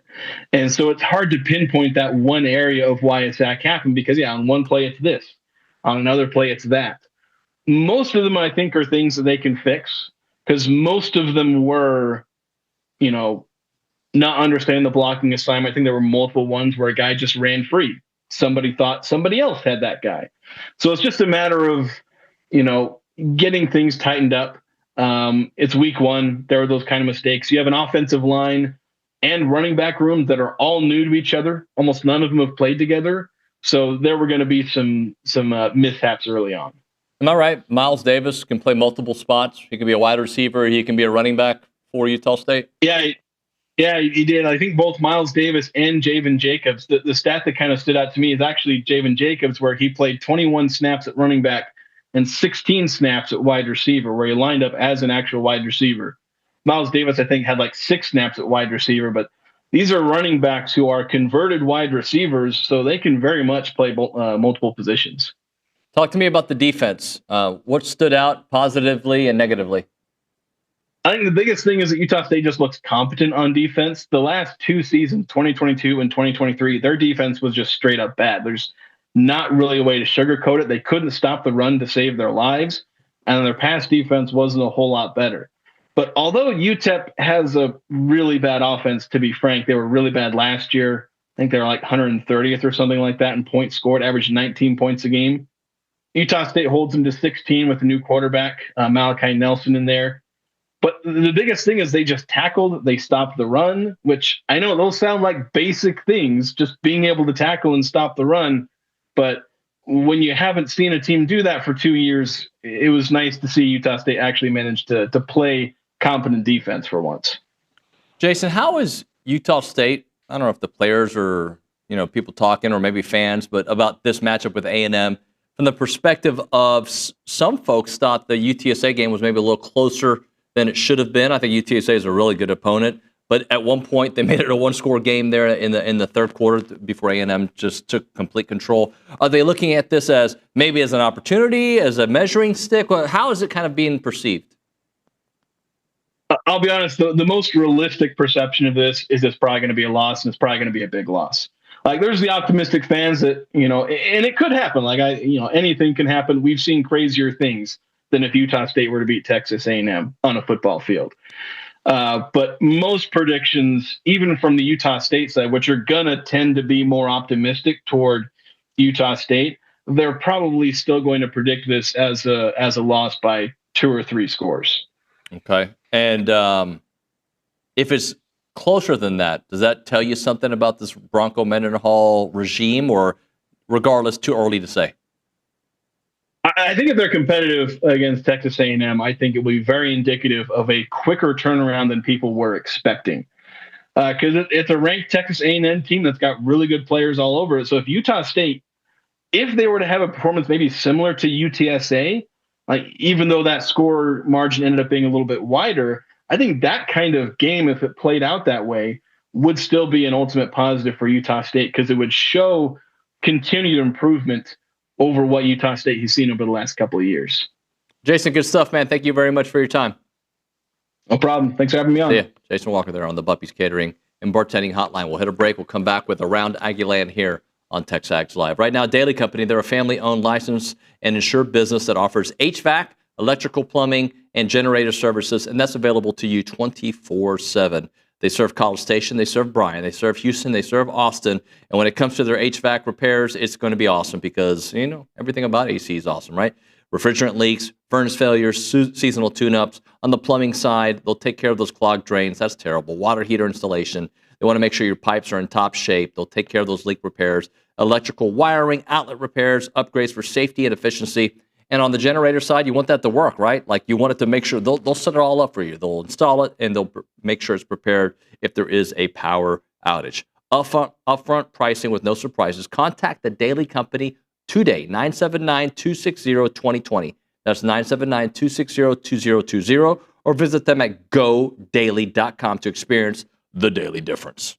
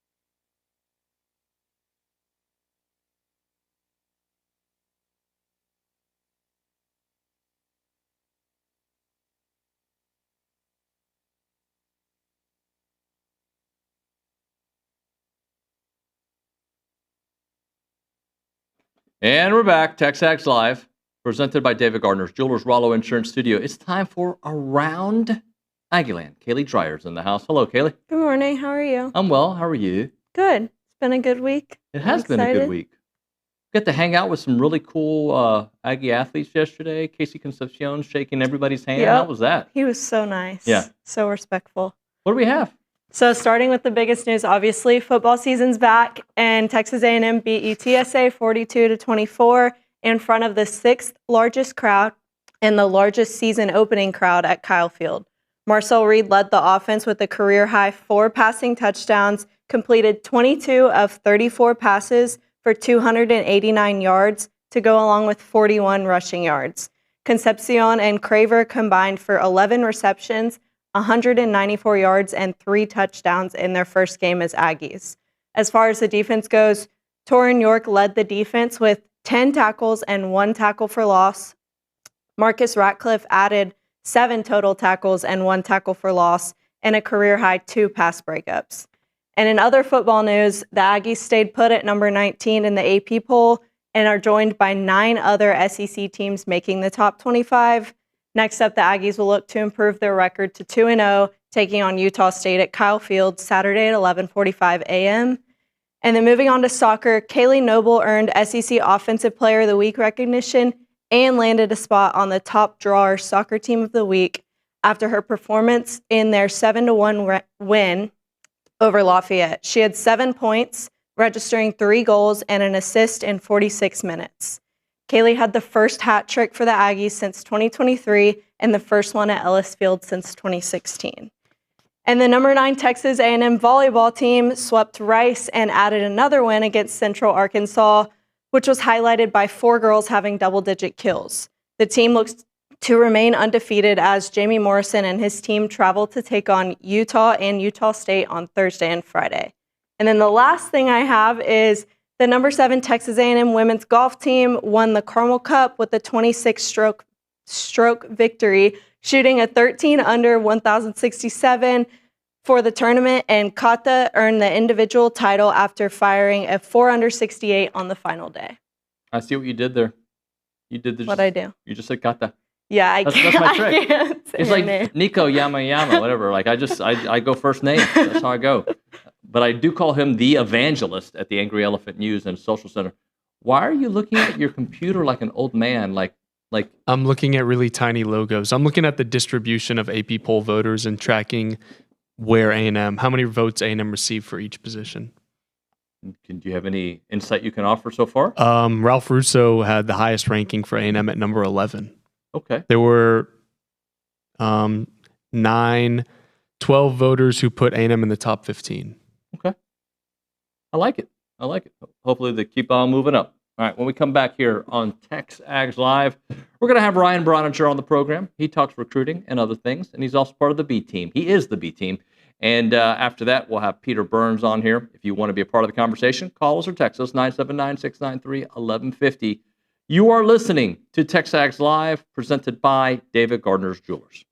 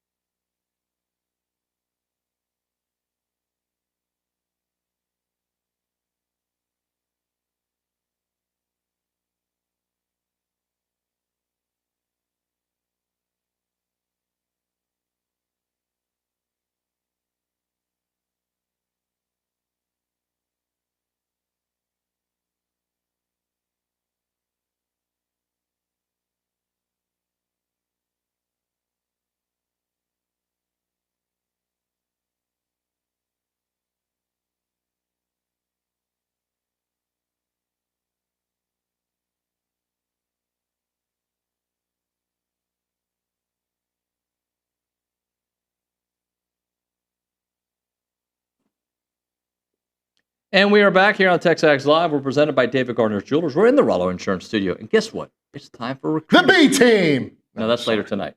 That's right. Recruiting country. I appreciate your help promoting the show. Of course. I wish you'd listen to the show, maybe comment, like, subscribe. I did one time. I commented once. I've listened twice. I've commented once. Okay. You didn't. It's more than Luke has done. Not true. I've been an avid listener. I don't know if you know this, Bronny, but between 3:50 and 6 o'clock, You have kids. it's chaotic. Yeah. It's picking up from school, changing clothes, soccer pickup or soccer drive. So it gets a little crazy. Well, But it seems like, the way that you can intake the B team is just on your cell phone, TexAgs YouTube page or the site, live stream on the site. But the YouTube page, pretty easy to get to. Have your phone on while you're doing all these things. YouTube does plug into Bluetooth or CarPlay. I'm glad you mentioned that because I've noticed you're here early in the morning. Sure. Often. Up on your computer, working. I don't hear TexAgs there's- Live. there's a I don't hear it difference. at all, in fact, now that I mention it. Number one, it is on up there because Richard has it on right behind You me. wouldn't hear it today. At my new desk. Secondly, I do work in the morning hours. There are some people in this industry that don't. They sleep a while. Mm-hmm. Okay. But I do wake up and I'm here till 7:45 and up here at 7:45 and I work until I either have a radio hit. But if I have nothing going on, once all the stuff that's on my to-do list gets done, I'll pop in. And I especially like it to listen to the Go Hour. Because you're an OB guy. Everybody's an OB guy. Everybody is an OB guy except, maybe Irma Buchanan is not an OB woman. And that Cincinnati Bengals guy. And that's it. Never mind. We'll move on. Oh. Anyway, I'm enjoying. That's funny. I'm enjoying the B team. We have a lot of fun. Yeah. So people who don't know, yes, we do have an afternoon show. No, it's not on radio. Yes, it's no, it's not Monday through Friday. It's Tuesday, Wednesday, Thursday. He's got a lot of other duties as well here at TexAgs. I do have a lot of other duties, and you're talking about kids and stuff. You want to pick them up someday soon. I'll be doing that. Is that right? Yeah. I knew that, but I don't know if the people knew that. Does the people know that? I don't think that I've ever made a public announcement. We didn't make, Yeah. I'm one of these people. We talked about it, I think, on B Team a little bit. I know I've talked about it in the office. Nobody cares about your kids.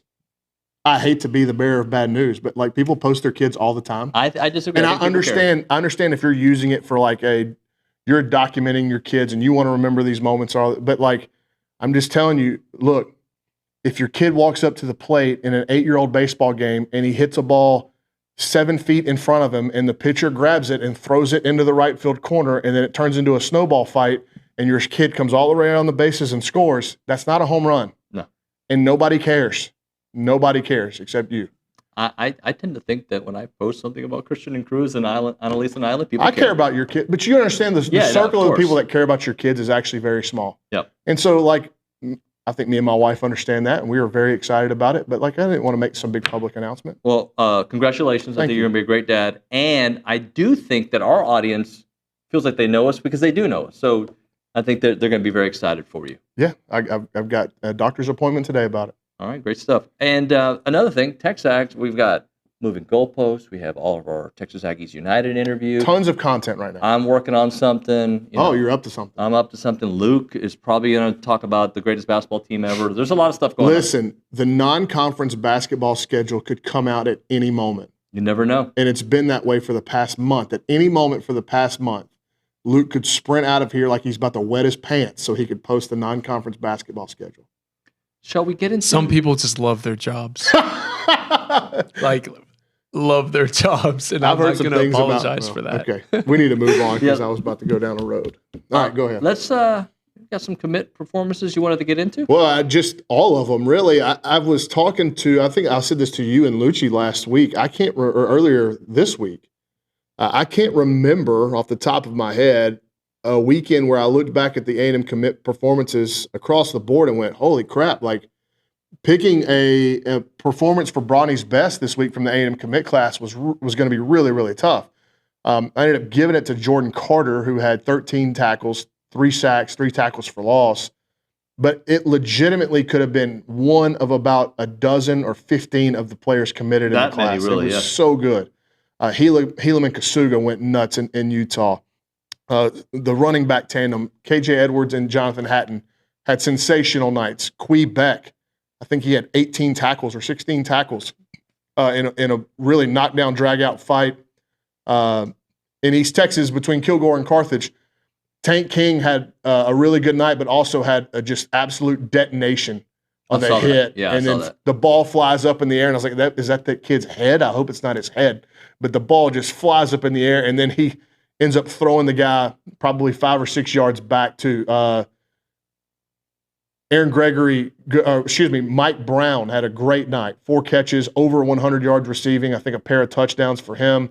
So it was just like everybody we were looking through, we were like, man, this kid had a really good night. It was a good week of performances for the A&M commit class, no doubt. And it's fun. It's cool to see football back in Texas.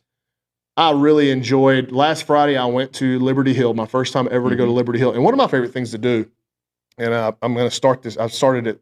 I've always done it, but I'm just giving it a name now. When I go to these towns or I go to these stadiums to watch these high school games, I want like recommendations of restaurants near that area. I'd never been to Liberty Hill before. Liberty Hill's not that far in terms of like as the crow flies, but it takes a while to get to. It's just west of Georgetown. Okay. And I'd never been out there, so I put on Twitter, like, I need recommendations for a place to eat near Liberty Hill High School. And they sent me Dahlia Cafe, and I didn't eat all day in preparation because like, I want to eat what I want at this meal. Dr. Mike's got some interesting new information about like how timing of when you eat doesn't matter. If you get all your calories in one meal, it doesn't affect you any greater than it does if you spread it out throughout the day. And getting 200 grams of protein in one meal would be a disaster, but continue on. There's research that says anything above 50 or 60 doesn't hurt you at all. No, I'm not saying it hurts you, but I just think your stomach may be not loving to. Well, you should probably read the research then. That's all I'm going to say. I'm just going to leave that up Dr. Mike, real doctor, according to Billy. Or not. No, Billy doesn't think he's a real doctor. Anyway, I got this. It was a Western burger that had mashed potatoes on top of it with some melted American cheese and an onion ring, a little bit of barbecue sauce. Delicious at Dahlia Cafe. So if you're ever in Liberty, Dahlia Cafe, okay. Dahlia Cafe. So, but I'm calling that little thing, it's Bronny's Bites. So, Bronny's Bites. Bronny's Bites. So we're looking forward to that. Week 2, we're going to Houston, south side of Houston, 610, Houston Christian. I'll be there for Port Arthur Memorial against Houston Legacy. Yep.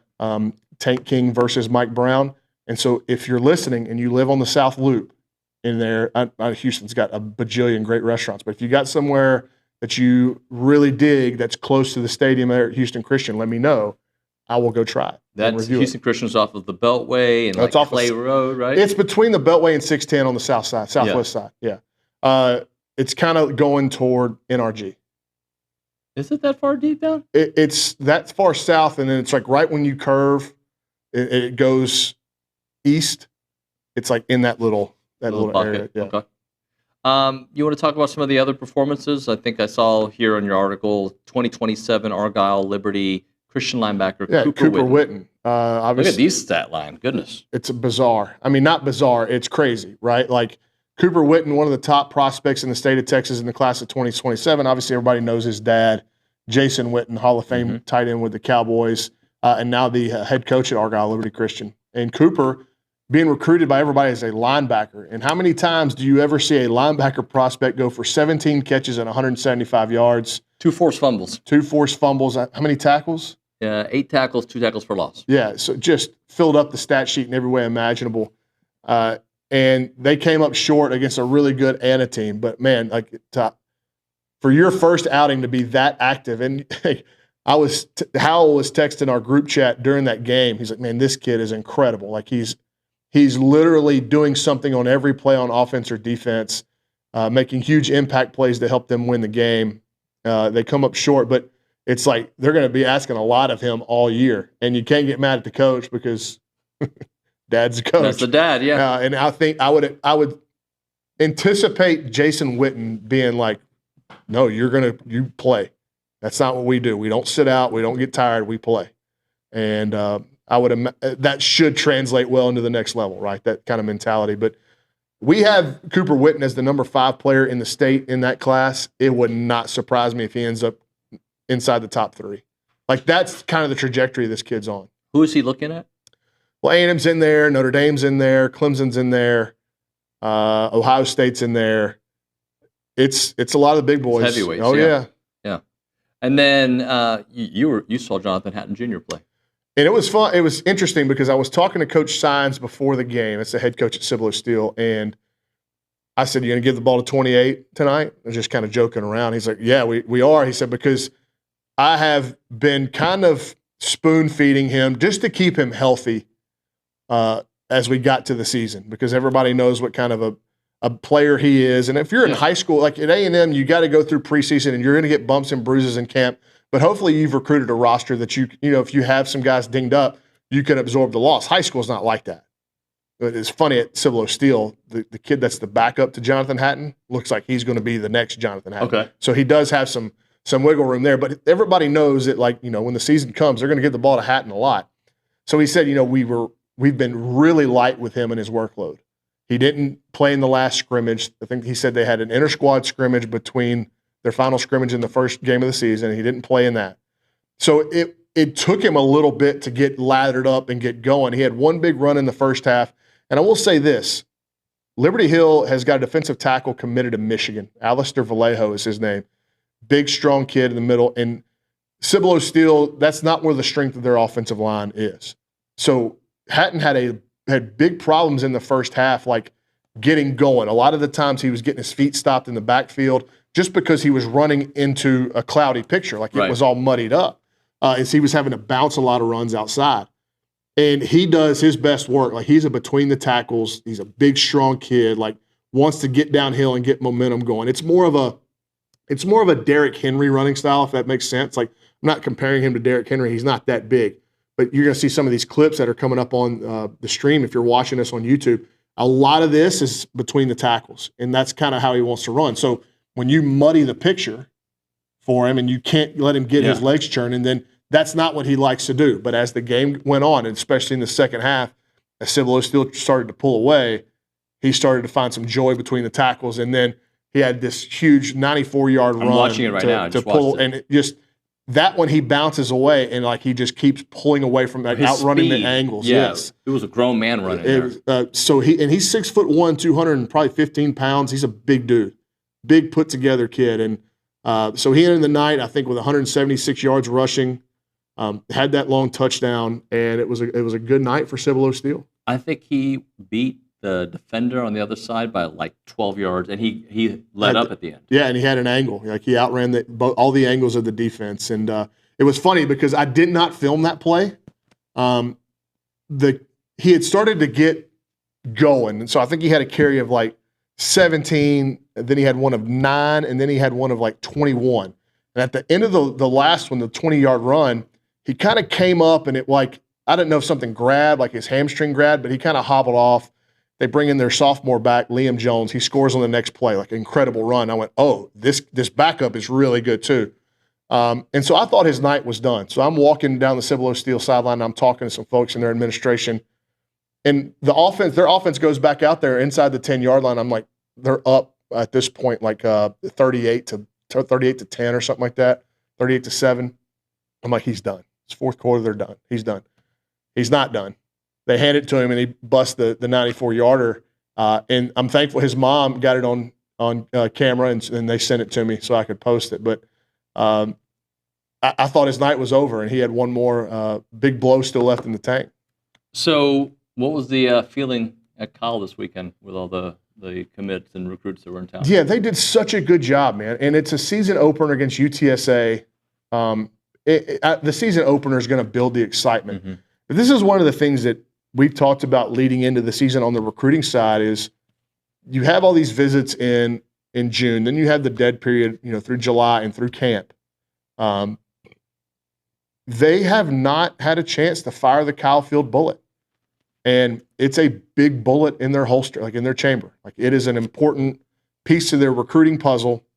They utilize it, and they did a great job again with it to open the season. And I've talked about it before, I've written about it, this recruit meeting area that's out in front of the Bright Complex that they kind of block off. Yeah. They've done such a good job with that. That's a really cool area. Music, food, covered area in like games, photo, kind of like a photo booth opportunities, really cool like lounge setups with displays and everything. It's just been something that wasn't being done before Mike Elko and his recruiting staff got here. So I don't know if that was the brainchild of Derek Miller or somebody in the recruiting part of it, but it's really, I think, innovative, and it's been very well received as like just kind of this gathering area for players before and after the game. So they did a great job with that. They did a great job with hosting a bunch of players. It was important that they got the commits back on campus. It was important that they got KK Johnson back on campus. It was important that they got Chance Collins back on campus. These guys that are committed but are still hearing from other schools and trying to, these other schools are pressing for visits. It was important for them to A&M to get them on campus for the opener. And the responses, I don't know if you saw the quote graphics that we put out over the week, over the weekend, the last few days. The quotes that were coming out were incredible. And really, Kyle Field stole the show. And once the sun goes down at that place, and you can say what you want to if you're an old Ag about the light show, about the music, the kids loved it. They loved it. And those are the guys that make plays on Saturdays. And so you've got to appeal to them first and everybody else second. I understand that people give their money and they want things to run a certain way. But if the kids love it, that's number one priority. If the recruits love it, and so you're going to get good players to campus, and so you have good times. Winning cures all, right? Winning cures all. So you got to have good players first. All right, let's talk about this weekend when we come back on the other side. Right now, Milliken Reserve Farm-to-Table community in College Station. Homes, shells, farms, wide open spaces. And they have a mission to build a healthy community. And when you go there, I want you to know that homeowners there, first off, they love living there, but they also love the fact that they're going to share in a legacy of conservation, which means the next generation and the generation after that are coming back to that pristine countryside place. It's enduring, the resource, and a place to come together to relax and to reflect, to explore and to discover. They provide a natural setting for people to connect and come together. So when you go there, go hiking, biking, canoeing, kayaking. They've got the equestrian trails. You can climb trees. You can throw football. You can do whatever you want when you go to Milliken Reserve. And let's go back to those neighborhoods. They got three awesome ones. The Creek, 10-plus acre wooded estates. You got the Hollow in a private and gated community, and the meadows that are responsive to that natural surrounding. Milliken Reserve is rooted in Texas soil. And if it sounds like a place for you, check out the website, millikenreserve.com. That website again, millikenreserve.com.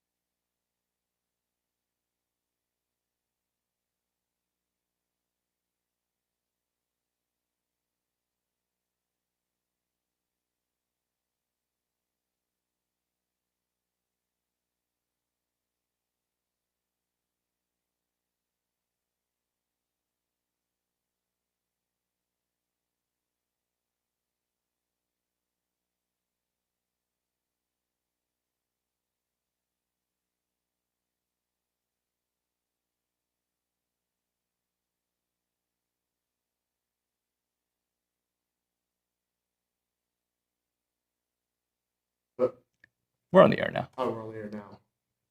Go ahead. Do not slander Nos, okay? None of that old East Coast rap game appeals to me. Mobb Deep. But you grew up in an era. Actually, you grew up in A-Leaf in an era when Houston rap was like at its grassroots and making Ghetto Boys were big for a year. Ghetto Boys, and that transitioned into the Screwed Up Click, Swishahouse movement. I didn't do I don't do the, what do they call it? Chopped and Screwed? Oh, no. Yeah. That's not rap. Yeah. Bro. Grew up on that. No. Come on. No, thank you. But it's crazy to me that you grew up in A-Leaf in that era and you hate it. I like Ghetto Boys. Little Flip was cool. Willie D was my boy. Like, Willie D used to do radio with me in Raheel. Willie D was great, but Bushwick. I'm not going to put you on blast anymore because I don't want to ruin your street cred in Houston. Well, I mean, I'm big in the East Coast and the West Coast. And Pitbull is not my guy either. By the way, it's recruiting country, believe it or not. And I know 75% of our audience is a big rap contingent. They're big Bad Bunny fans. Brought to you by American Momentum Bank. That OB said was rap, not rap. Anyway, reggaeton. Let's talk a little bit about some of the way you phrased it in your email to me. Fringe guys who may visit. Yeah, I don't want to give away too much, but this is obviously look at the game and the opponent and the time of the kick. And it wasn't going to look like last week. The visitor list never was. And I think everybody understands that not every visitor list is going to be loaded with 4-star, 5-star, high-priority targets from multiple classes. Now, they're coming, and Jason had an update yesterday, I believe, with a lot of dates of big-time priority targets that are scheduling visits for later in the year. But this weekend was never going to be one of those, right? And so if you have an early kickoff against a non-P4 opponent, that it's going to get tough, and there's some games in the region. There's going to be a lot of top kids are going to go to Norman and watch Oklahoma, Michigan, and Texas has their home opener this week. So you're fighting some battles there, and it's an opportunity for you to bring in underclass kids that have maybe some measurables or some traits that you like, get your eyes on them. But then it's also maybe some fringe guys that you want to introduce them to Kyle Field in both 26 and 27. So. I did want to talk a little bit about Hunter McKinney. Okay. How cool is that? That was great to see. So A&M has offered Hunter McKinney, the son of Steve, nephew of Seth, a roster spot at Texas A&M, and he's in town last week for the UTSA game, and he will return this week for the Utah State game. Good. And so he is just weighing out his options of whether he wants to take his scholarship to Houston Christian, where he's committed, or does he want to kind of take a chance and bet on himself and follow in his dad and his uncle's footsteps and come to Texas A&M and play offensive line? It's something that he and his family will have to sort through. And, there's obviously some advantages of going to Houston Christian. Your likelihood of playing goes up probably 100-fold. But, I mean, for a kid that grew up in that household and with the family that he did, I mean, this is such a cool opportunity. So, we're monitoring that. We'll see what happens. He can't make a wrong decision, right? Either way, I see a lot of great opportunities. What is this situation? By the way, how cool is that for Steve and Seth? Amazing, right? It's like they were stalwarts of the offensive line here, had great pro careers, and you have kids, and you want them to go to A&M, but you just never know where it's going to lead. And then for one of your sons to have an opportunity to come play here, that's got to be pretty cool. What is this Caleb Tafua situation? Yeah, it's bizarre. And I don't want to speak too definitively on it because I don't have all the facts. Okay. All I know is that he transferred to Bishop Montgomery High School this year. Okay. From what I understand, from what was put on social media, they forfeited their game last week due to lack of players. Also, at some point in the last week, 10 days, 2 weeks, their head coach was let go. Now, a report came out last night from the state of California that they have canceled their season. So, I mean, I don't know what you can do. And you can't transfer back, right? I don't know what the rules are in California. I thought, okay, maybe he tries to, move to Texas, and what kind of opportunity would he have there? And I was told by some folks that would definitely know, it's extremely, extremely unlikely that he would be eligible in Texas. And I know the Texas rule, like if you are moving for athletic purposes, you have to play sub-varsity or sit out a year. You can play even private school, even coming from another state. Yeah. Like there is a box that I know when they go from like in-state to in-state that the previous school has to check some boxes on is this kid moving for athletic purposes or is it academic? I would imagine that there's some sort of similar paperwork when a kid comes from out of state, because the UIL has their bylaws and how they want things done.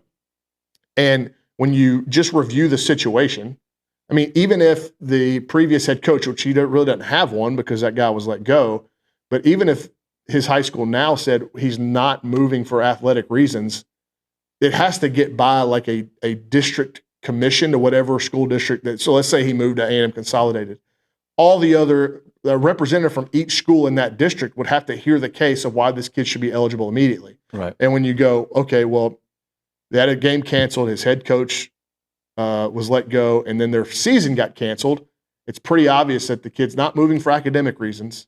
You know, it becomes pretty obvious that he'd be moving for athletic reasons. You're robbing the kid of it. I agree. I understand that, but you have to get a majority vote on those things, and there's too much evidence. And you know, for the school that he would pick, they'd be like, yeah, he should be eligible. But I think a lot of folks in the district, whatever that district was. Are there other states though that would maybe? I don't know. I don't know. This is all kind of new. I don't even know that he's going to look to transfer anywhere. I would imagine he wants to play football. Yeah.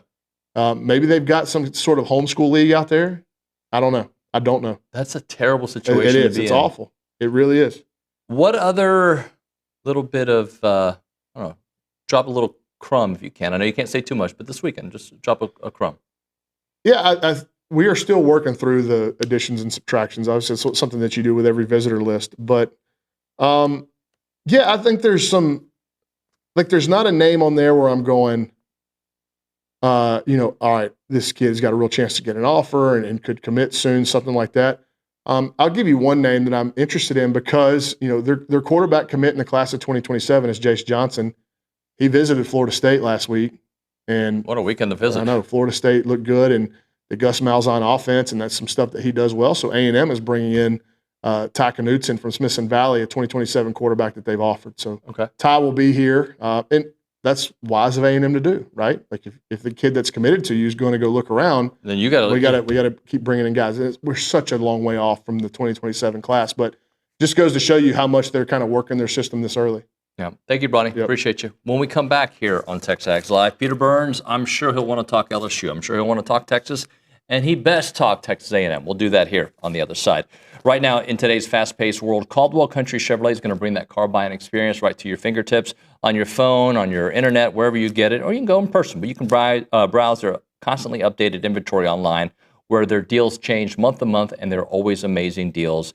And you can even start your financing process right there, all from the comfort of your home. And they're more than just great deals. They're a great supporter of Aggie athletics and of this community. When you shop with them, you're supporting local business that gives back. And if you're ready to experience the difference, make that drive. We're talking 15 minutes, the edge of Bryan to the beginnings of Caldwell. It is a short conversation away, but once you step on the lot, you're going to figure out and feel that difference there. Again, a short conversation away. It is Caldwell Country Chevrolet, Highway 21 in Caldwell, and online, CaldwellCountryChevrolet.com.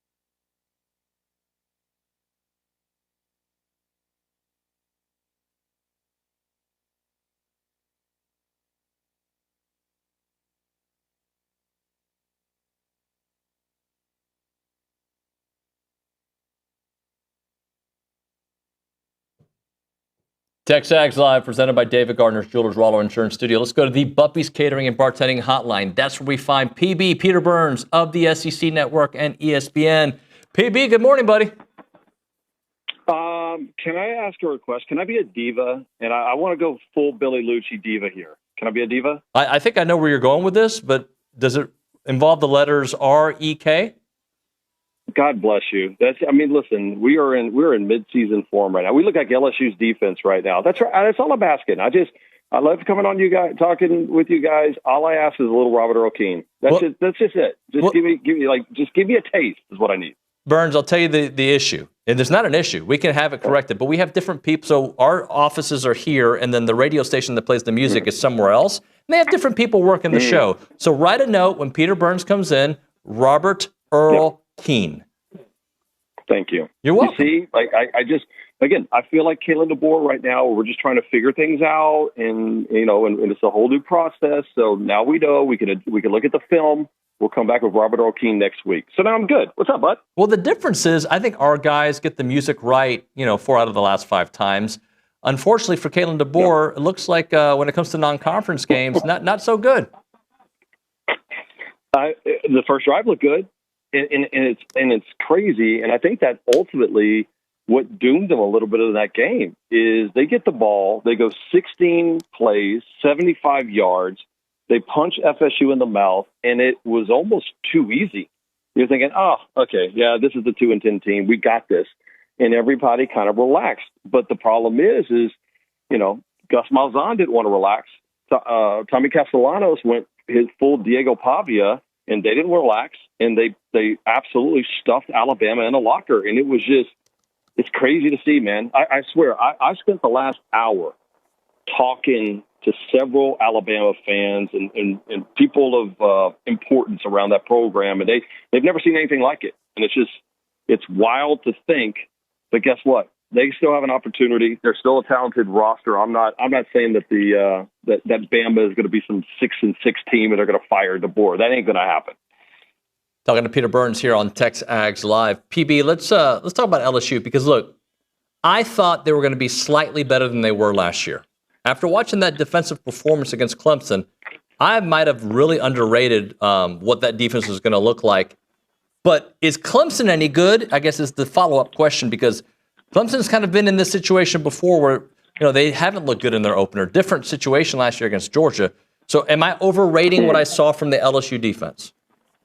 No, and that's something. Listen, I was on. I came on with you over at SEC Media Days, and I said the reason why I was so high on LSU was because they had a defense. I saw it in the spring. I've talked to coaches on that roster all off season, and they're like, "Buddy, hang on. Like this is going to be a throwback LSU defense." It reminds me of 2011. When they had all these draft picks flying all over the field and that's the difference that LSU has that they didn't have last year. I mean, and I think part of it too, and it kind of goes back to Alabama. I think for a while when BK first got there, Brian Kelly, I think there was a thought that, hey, we're LSU, like Alabama. People are going to flock to us, and we don't have to really mess around with the transfer portal. That's almost beneath us. And I think BK, when Bryce Underwood, that 5-star quarterback that plays for Michigan now, when he flipped and went to Michigan, I think all of a sudden that kicked up a different gear of Brian Kelly. And I think all of a sudden they're like, all right, we need to dive heavy into this. Let's build an NFL type roster. And damn if they don't have one down in Baton Rouge and they look good. I think Clemson still wins the ACC. I think they're legitimately that good. I just think LSU found a way to punch them in the mouth. Yeah, I think. And what do you think of the back and forth between Dabo and BK? It was Dabo going, well, if you grade these on a scale of 1 to 100, we were a 58 and they were a 64. I'm like, buddy, what the hell did you watch? You got absolutely killed in the second half. And I like BK and the fact that he finally has an opportunity to not be cocky, but to be confident in his team. And he deserves that. And so I like BK. I mean, one of the reasons why LSU fans love Les Miles because he was nuts, but he was nuts for LSU. One of the reasons why LSU fans loved Ed Ogeron is because that guy, if you cut him open, you'd find crawfish and purple and gold blood. And for BK, for him to kind of not only, talk the talk, but walk the walk. That's what LSU fans have been craving. This guy is a Northerner. He's a Notre Dame guy. You don't know LSU football. And the fact that he said, all right, I'm going to keep receipts, and now he's pushing back, I'm here for every part of it. Peter, I don't follow LSU like, the national media does and you do. So when I say this, I mean it with respect. I don't think Brian Kelly looked great in that Netflix documentary, but what I've seen from him in these first few weeks, like of just talking season, like the last 10 days, I feel a different energy and vibe from him. Not what I saw on that Netflix show. Yeah, and I think you got to go back in that Netflix show and realize that was filmed during last year, where he knew they didn't have the defense, right? Like they caught him in the season where he knew they were pretty good, but they had a lot of question marks, and ultimately that's how it played out. I think now he understood, and I talked to him about 2 weeks ago, and I won't disclose everything that he said, but it was a different feeling down there. And I think this is finally the roster that he wanted. And that's why that game, when A&M comes into town in October, is going to be monstrous. I mean, absolute monstrous, especially after what Marcel did. That may be one of the more fascinating matchups the entire season, not just in the SEC, but all of college football, to see what Reed can do against this new touted LSU defense. Peter, let's talk a little bit about Texas and how concerned should they be, considering the way the offense looked for 3/4 of that game, but also considering Ohio State's got a salty defense.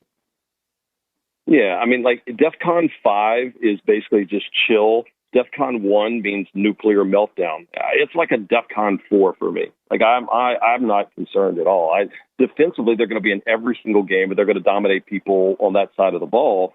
I think Sark was a little bit too conservative in the play calling, and Arch didn't help himself either. Like, he looked almost scared of contact, and it wasn't until, like you said, that fourth quarter where they had to be aggressive. They had to put Arch in spots where he had to make a play that he almost felt more comfortable. So I'm not too concerned about it because, again, defensively, they'll be in every single ball game, but Arch has to answer the bell. And I think Sark will let them loose a little bit more, and that's going to free up that offense. I still think, they're in an 8-4 team. I think there's too much talent there. 9-3 at worst. I still think they're a 10-2 squad. Peter, let's go back to A&M. In Marcel threw the ball so well with awesome receivers, and they didn't run the ball very much. Le'Veon Moss had 3 carries, right? You kind of compared that to what you saw of Marcel versus LSU, where he threw 2 passes and ran all over LSU that evening. Just the different types of offense that A&M seems to have. Progression. And I think Colin knew that they could do that against a UTSA team that was good on their first team, but after that, the depth is a little bit suspect.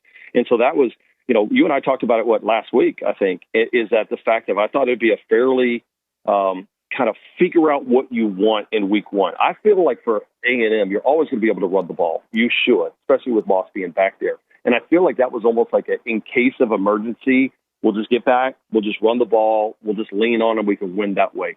This was more about what we saw in the bowl game, which is I don't need Marcel Reed as a runner unless you absolutely have to. Show me that you can pass, because if we can put a bunch of film on that Marcel Reed now all of a sudden is a passing threat, then that changes everything, and it's going to make the running lanes even more open. So, again, I know they should have been a little bit close. It would have nicer to be a bigger victory, but it worked well for them.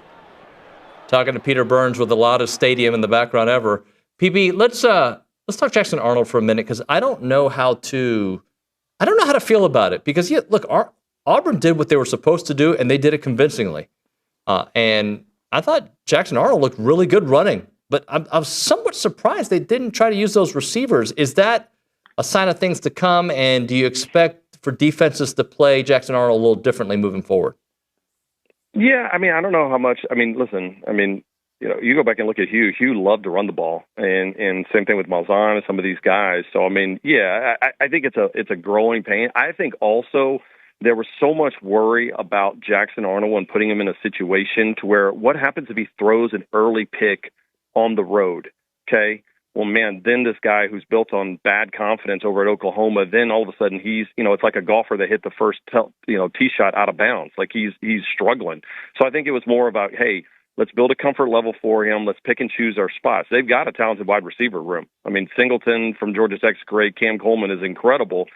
I'm not too worried about it. But, man, now they feel like there's blood in the water over at Auburn because they look at the other side of the state and Alabama, who's on its heels after getting pushed around by FSU. Like, this is Hugh's time to really showcase that, hey, this is the reason why I came here. Saban's no longer there, and we could be the team in the state of Alabama, which is not something I thought we'd be talking about 2 years ago. Talking to Peter Burns. Peter, let's finish out with Lenore Sellers. My goodness, man. Like, I wanted to doubt South Carolina, and I'm not going to overrate Virginia Tech. I'm not going to, right? But that defense looked really good. And I'm not saying Virginia Tech's offense is awesome, but that defense looked really good, and I was kind of expecting for that defense to take a step back. Are we going to see that here in the future, or do you think, no, they're going to be pretty good there? I mean, again, I said the word sticky, and I needed South Carolina to be sticky. And what that means is that, hey, when you are a 9-3 team, show me that you're sticky and that you can remain a 9-3 team when you lose that much talent, or maybe a 10-2 team. Like Lenore's is a beast, man, and he's still there's still some things they need to work on. But having seen Nick Harbor, who's just a freak athlete, kind of take off. He's great. I mean, they got to give Fred Johnson, who was an absolute beast as a linebacker.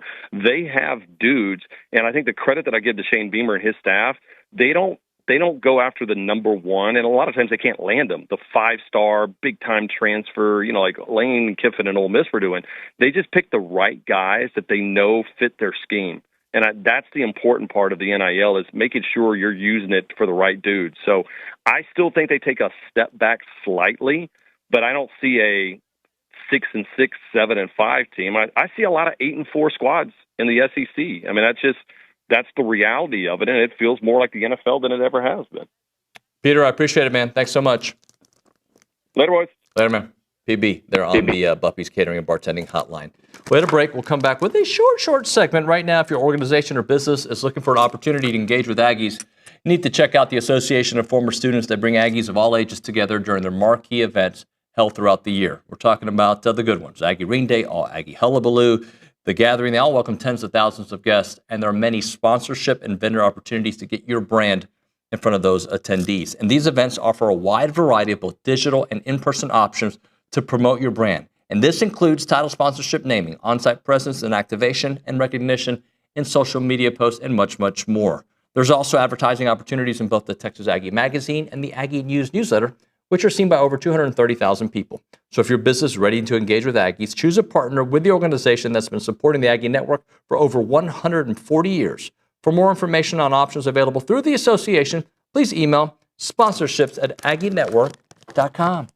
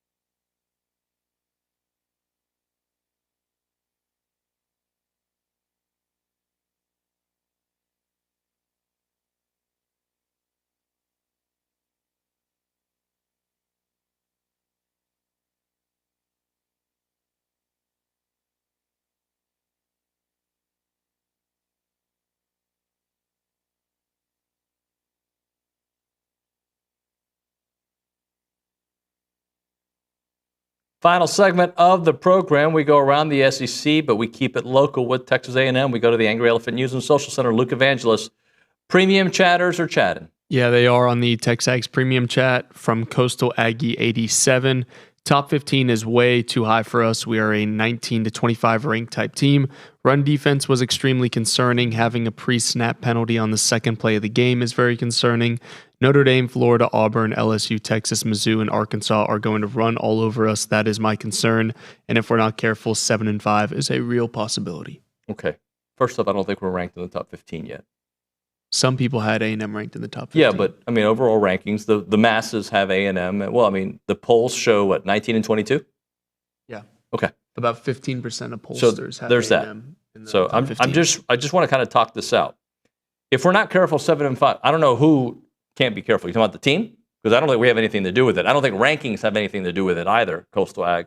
What I will say to that is, yeah, 7-5 is a real possibility for Texas A&M, as it is for Texas, as it is for a lot of teams. Because if you look at these schedules, the SEC being as deep as it is, look, when you start off with an early loss, and do I think A&M is going to be 7-5? Do I think Texas is going to be 7-5? Do I think Notre Dame is going to be? No, I don't think so. And Notre Dame's not in the SEC, I recognize.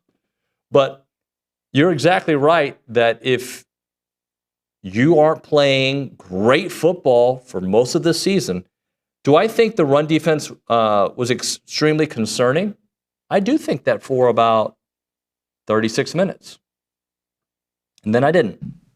So we'll see what happens this weekend. I think if Notre Dame runs on you, they, other than Miami, they run on everybody, right? And they didn't try to run the ball. So if Jeremiah Love runs for 140 yards on A&M, am I going to be surprised? I hope I don't see that, but that's not, I mean, that guy's supposed to be a Heisman finalist. Yeah. But I understand what you're saying, Coastal Ag, but I don't think the rankings, A, they don't matter, and B, you got to go play the game, and you got to fix your mistakes. And by the way, every team had mistakes. Different level of caliber. What? Okay. Say we're weak in the rankings. The rankings aren't real till like week 3 or 4 anyway. There you go. The final word there. From Cade Bickham. The rankings aren't real until weeks 3 and 4. It's actually true. Yeah. All right. That's going to do it for TexAgs Live. You know who I'm talking to in a few minutes for tomorrow's show? Jim Turner. Jim Turner. I'm Jim Turner on the program. AT, Fan Show guys. Who else is on the show tomorrow? Do you know? Luke? Fan Show. That's all I know. I'm going to tell you who's on the show tomorrow. Oh, Buppy. We've got Stephen McGee and Ryan Swope and Buppy. Buppies and Buppy. Yep. We'll see you mañana.